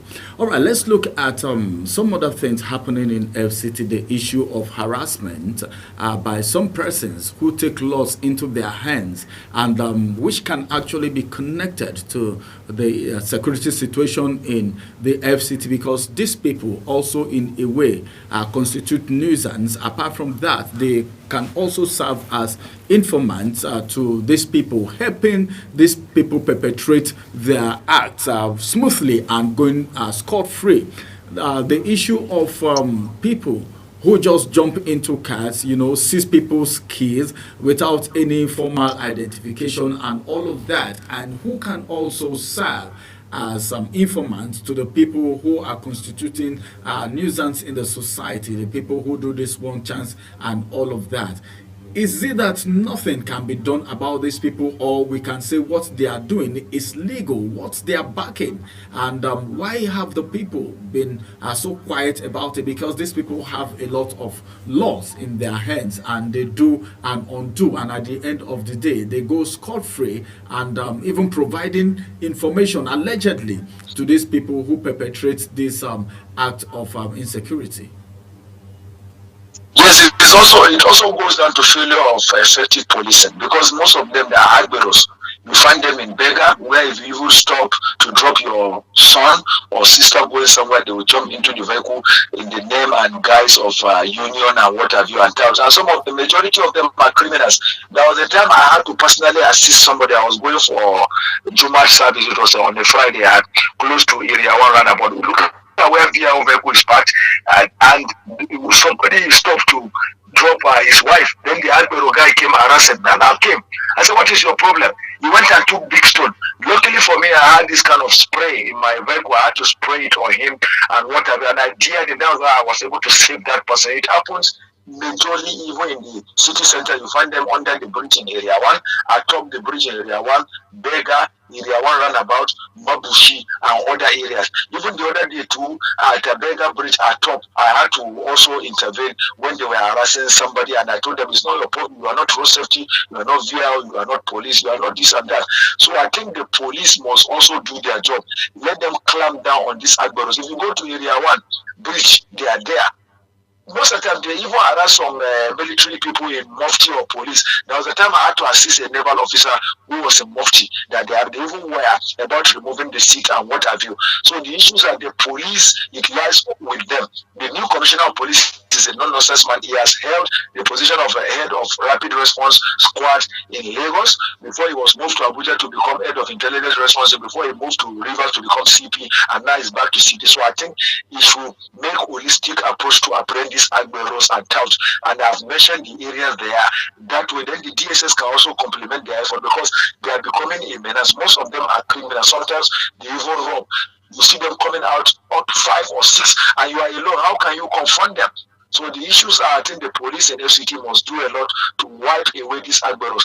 The Nigerian Union of Road Transport Workers, Road Transport Employers Association of Nigeria, Self-Employed Commercial Drivers Association, SECDA, and others, if you must push people that are your agents, there must be ID card, then there must be certain meetings and authority by either the director, commissioner of police, and what have you. People cannot just wear any kind of clothes and be anywhere and say they are Agbero, tarnishing the image of this reputable transport union. So this is what I have to say. It lies on the police, FCT command, and also Zone 7 headquarters.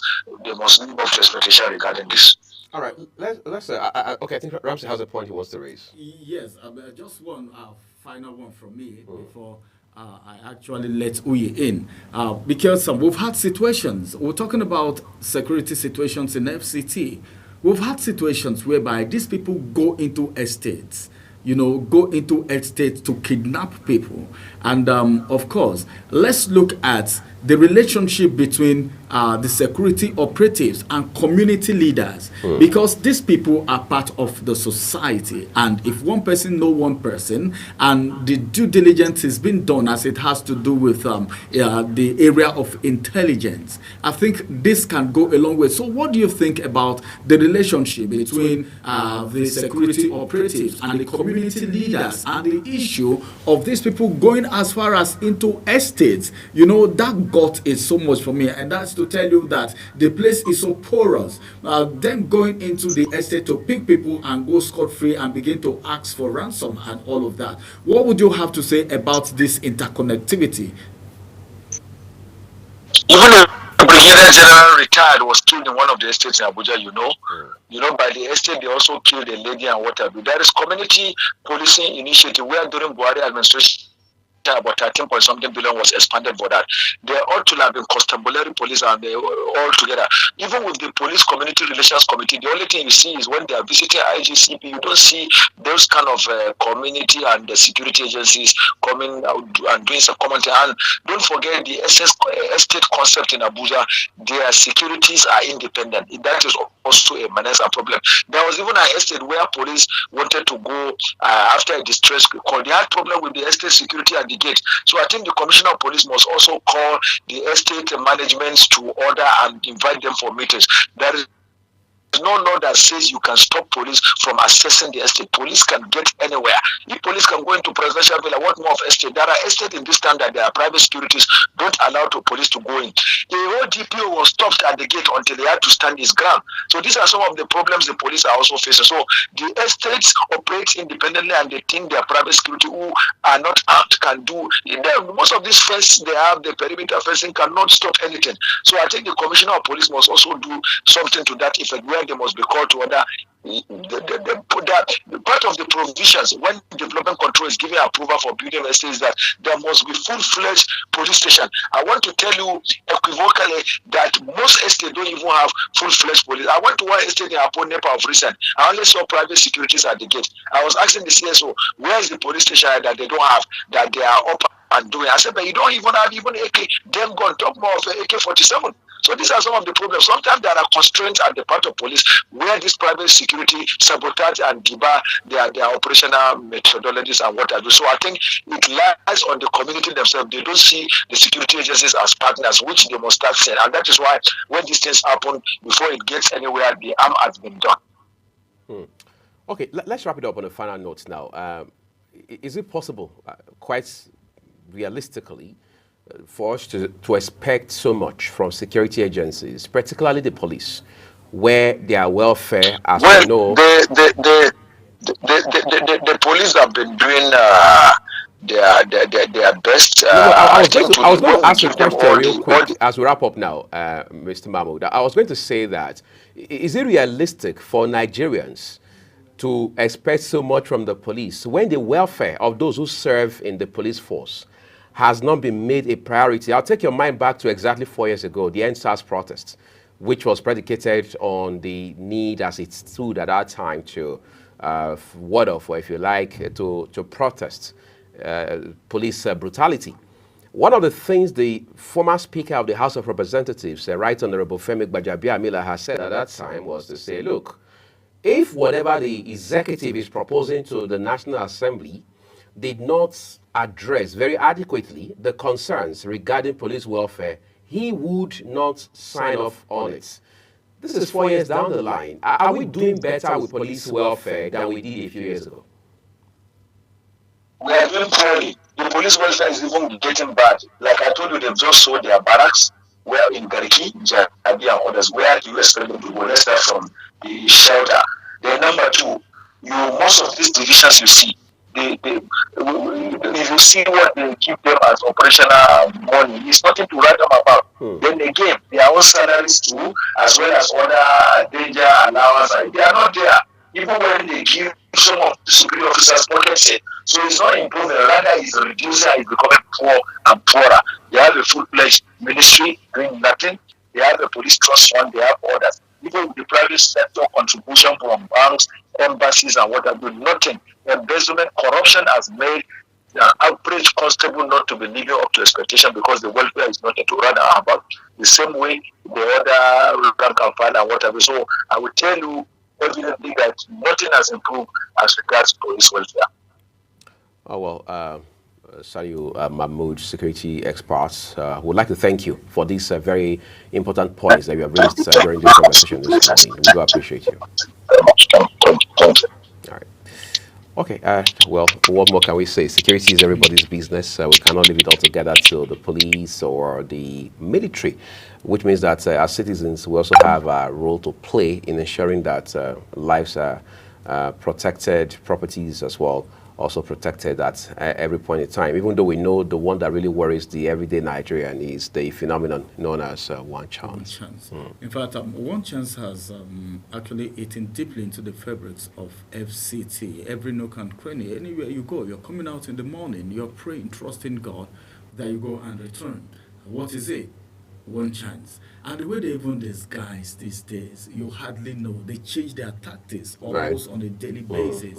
So that we must always talk about intelligence. It takes a very intelligent officer to actually spot these people. But then we can collaborate as Nigerians. Just if you know these people, please alert the security operatives so that they can be picked up immediately. Right. I think that's pretty much what it should be. Would like to say a big thank you to everyone who has joined us on Global Morning today. Remember all the views of our guests, their opinions. Tomorrow we're back here at this time. We'll see how it turns out. But again, it's been a wonderful 3 hours here today. Yeah, sure. It's been a very wonderful 3 hours, and a very big thank you for staying with us from the beginning until now. All right.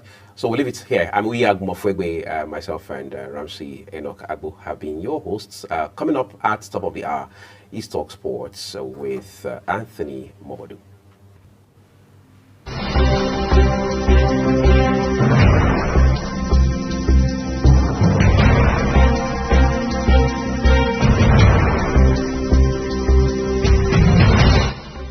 Welcome to Global Morning. The death toll from flooding. Most time our politicians just bring in policies too, for sure. Incidentally, we have several more stories. The legislature was carefully crafted to 22.2% inflation rates as of April this year.